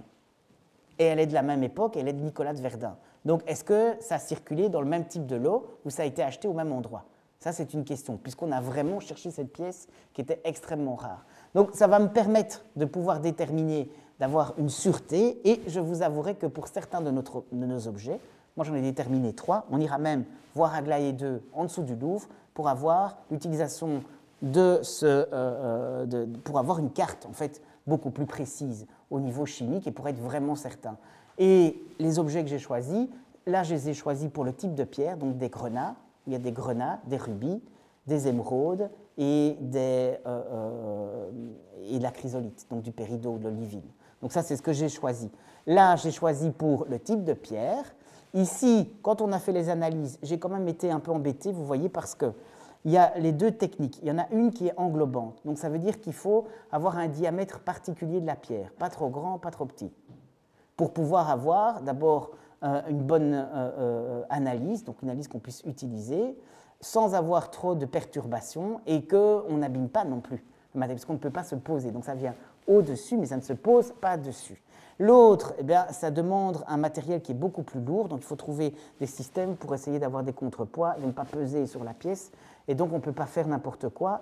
En plus, il y a des visées très particulières, vous ne devez évidemment pas être dans le champ, parce que sinon, il va y avoir un petit problème, et donc ce n'est pas évident, donc on a dû trouver des systèmes, et par exemple pour la croix, on l'a gardée pour les analyses gémologiques dans la caisse qui avait été faite pour elle, et on l'a mise à plat pour ce qui était des autres. Donc on n'a pas pu faire toutes les pierres, rien que la disposition, toutes celles qui étaient vraiment sur la travée centrale, c'est très difficile, on était vraiment en porte-à-faux pour les faire. Donc on a été empêché par les tailles, donc on a dû choisir comme ça, on a été suivant l'endroit où elle se trouvait et suivant évidemment le diamètre de celle-ci. Et donc ben, c'est notre prochaine étape, puisque ce qu'on va faire, c'est qu'on va sélectionner les pierres qu'on a choisies et essayer de voir s'il y a un vrai choix, comme dans notre trésor. Donc nous, on a l'impression qu'il y a un choix et une sélection particulière de pièces, parce qu'il y a quand même une question, est-ce qu'on a choisi les calcédoines bleues, le fait qu'il y en ait 3 pour une raison particulière, ou est-ce que c'est un hasard? Ou bien parce que tout simplement on les trouvait jolies, mais elles sont à 3 endroits différents de la croix, et donc ça c'est les questions auxquelles on répondra ainsi. Donc je vous ai montré par rapport à notre trésor, et ce qui a été extraordinaire, c'est qu'on a pu bénéficier de votre croix qui du coup est rentrée dans le circuit. Donc pour conclure, vous voyez que ce genre d'étude-là est intéressant. Pourquoi?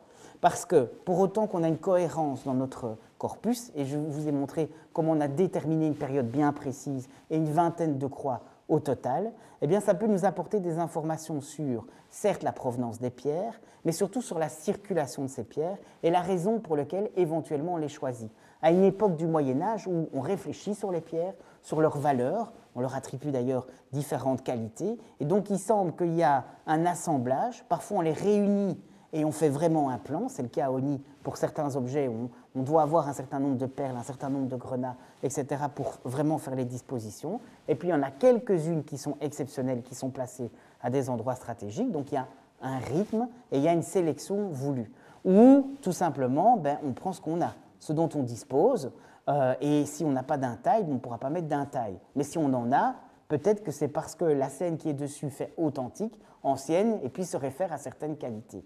Et donc, ça va nous permettre de réfléchir sur le métier de l'orfèvre et de suivre surtout les pièces, parce que ça vous donne une méthode à la fois d'analyse et d'authentification.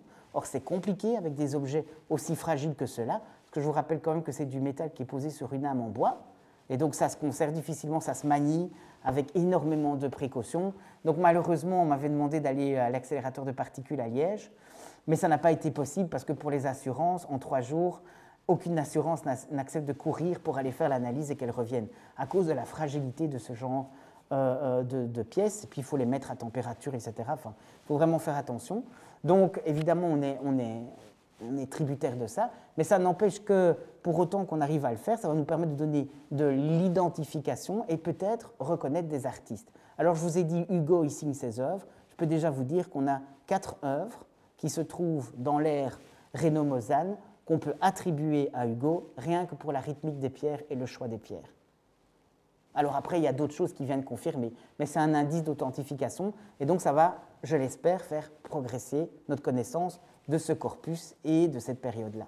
Et pour terminer, je m'en voudrais de ne pas vous montrer les pierres qui sont aussi les plus emblématiques, puisque ce sont les 2 saphirs qui étaient les saphirs de la bague de cardinal et la bague de légat pontifical, puisque le saphir, depuis 1215, n'était réservé qu'aux cardinaux.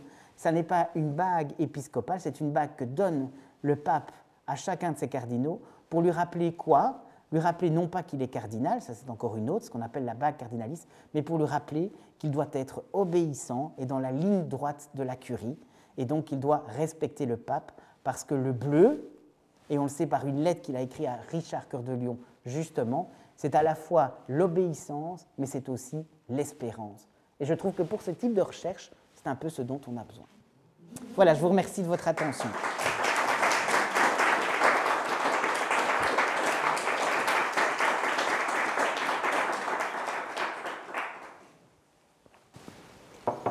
Voilà. Peut-être des questions, n'hésitez pas.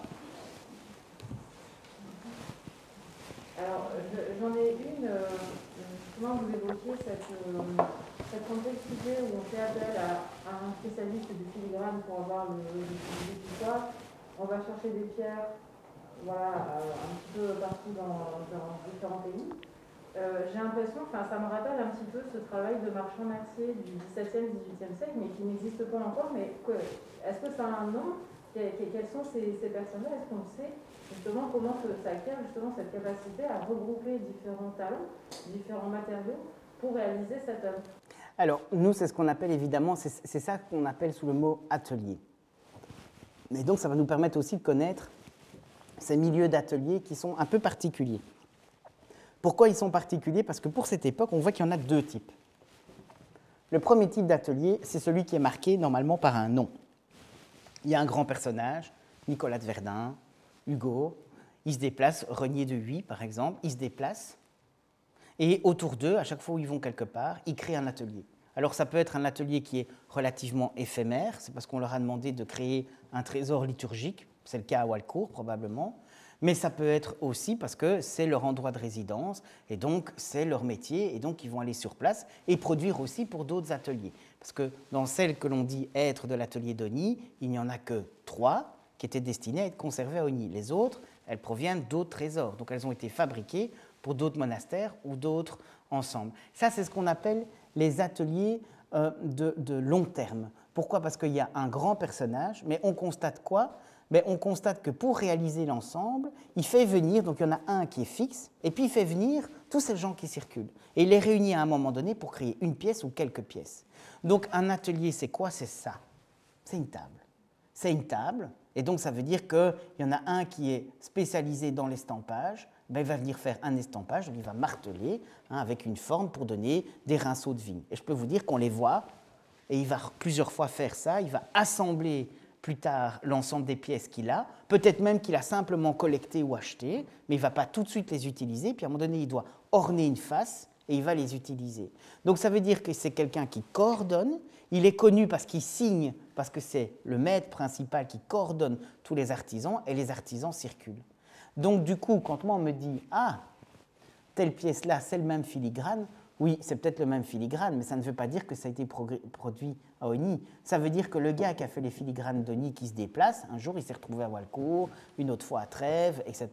Et donc on se rend compte qu'il y a des ateliers fixes avec un personnage de renom. On sait que si on travaille pour lui, on va être bien payé et qu'on va faire du bon boulot. Il fait des belles choses. Donc lui, ben, il a cette confiance-là, il choisit ces artistes qui passent et qui lui font certaines pièces, et lui, il assemble. Et d'ailleurs, pour Hugo, dans la fameuse dédicace et dans une chronique de 25 ans après sa mort, il est dit qu'il était connu comme quelqu'un qui savait assembler des objets dorés. On ne nous dit pas, et vraiment le mot, on n'utilise aucun mot latin qui veut dire vraiment fabriquer. On nous dit qu'il est capable de les assembler. Exactement. Et puis il y en a quelques-uns, mais ils sont très rares, et c'est plutôt pour l'époque romane, le problème c'est qu'ils ne signent pas, qui sont eux connus parce qu'ils ont une patte extraordinaire pour un type de décoration. Et alors vous allez avoir par exemple les émaux, et il n'y a que des émaux.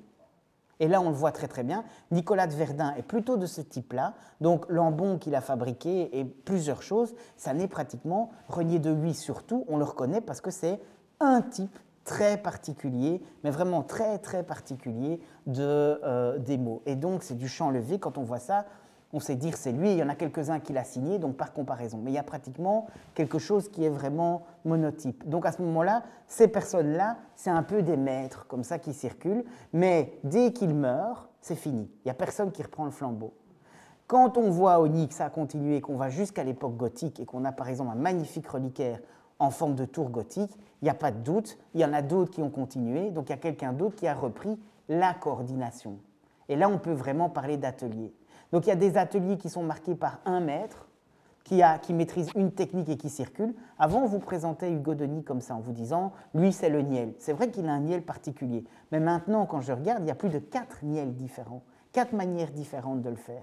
Donc ça veut dire qu'il est impossible qu'il les ait tous faits sur ses œuvres, qu'il a pourtant signées. Donc ils étaient plusieurs dans cet atelier, qui étaient connus l'un pour faire des niels dorés, donc c'est très rare, avec du laiton doré, d'autres un argenté, mais avec fond noir et trait argenté, ou avec trait noir et fond argenté. Et donc, suivant ce qu'il veut utiliser, lui en maîtrise un, qu'on sait très bien voir, parce qu'il a orné la page d'un manuscrit, donc je sais dire, ça c'est sa main, en tout cas c'est son dessin. Et puis celui-là, c'est un autre. Donc ça veut dire qu'il a coordonné. Et quand on regarde le temps qu'il lui a fallu, où il a quand même fait énormément de pièces en très peu de temps, c'est impossible autrement. Quand vous regardez par exemple la beauté de nos plats de couverture, il y a tellement de techniques différentes que c'est impossible qu'un seul homme le maîtrise. Donc ça veut dire quoi? Il fait venir les gens et les gens circulent. J'étais en train de préparer la scénographie de mon musée, du nouveau musée, puisque nous on va s'agrandir. Et dedans, on a vraiment dû réfléchir sur quelle était notre ligne de conduite dedans. Comment est-ce que philosophiquement on devait envisager. Et finalement, j'avais ce trésor Denis qui est un petit peu un trésor parmi les trésors chez nous, mais il a vraiment une place tout à fait particulière. Et donc j'ai dû l'expliquer comment le rattacher. Et au fond, c'est parce que c'est un axe de circulation. Tout le monde passait, même par Namur, même s'il n'a pas été produit à Namur, mais tous les gens qui ont œuvré sont passés par Namur pour aller 30 km plus loin, réaliser cet ensemble ou faire une partie. Et donc oui, effectivement, nous on parle comme ça. Donc on parle, je pense que ceci va nous parler plus des ateliers et qu'on va réussir à identifier des mains, mais des mains qui circulent. Donc les attributions, même quand c'est signé, voilà, on sait dire qui a coordonné. De là à dire c'est lui qui a fait ça c'est beaucoup plus complexe. Et ma collègue qui travaille sur les filigranes, il n'y a rien de plus compliqué que de savoir comparer des filigranes. Parce que c'est des matrices dans certains cas, dans d'autres c'est des fils qui sont tirés. Donc s'il n'y a pas des marques caractéristiques de l'outil, ça commence à être très difficile. Alors vous pouvez essayer de voir au niveau de la soudure, la manière dont c'est tenu. Nous par exemple, on a un filigrane particulier qui n'est pas attaché sur la plaque, mais sur les extrémités. Et ça donne quelque chose de très léger, un peu comme du ressort. Donc c'est ma hantise de conserver cette pièce parce que je la vois, dès qu'il y a un visiteur qui bouge beaucoup, je vois les ressorts qui font ça. Donc ça me rend un peu nerveux sur cette pièce-là, celui de Saint-Martin. Mais là, je sais dire, tiens, il y a une technique particulière, c'est sa main. Donc par la technique, je vais dire, plus que par l'aspect, je vais dire, ah tiens. Puis il ne faut pas oublier quand même une chose, c'est que dans ces ateliers, il y a quand même le désir de la personne qui commande. Et je peux vous dire que nous, on voit qu'il y a des différences. Vous avez quand même, moi j'ai envie, notre plat de couverture, il a des petits bonshommes qui chassent des cerfs et des choses comme ça, qu'on ne retrouve dans rien. Il n'y en a aucun filigrane comme ça, à part un tout petit peu sur la crosse d'un évêque qui est conservé à Givet. Donc c'est pour vous dire que c'est vraiment très très loin de chez nous. Et que c'est tout à fait différent la manière dont c'est rendu. Donc ça veut dire quoi? Ben, vous avez aussi un artiste qui aime des choses et qui a envie de tenter quelque chose. Là, vous avez peut-être le moyen de l'identifier.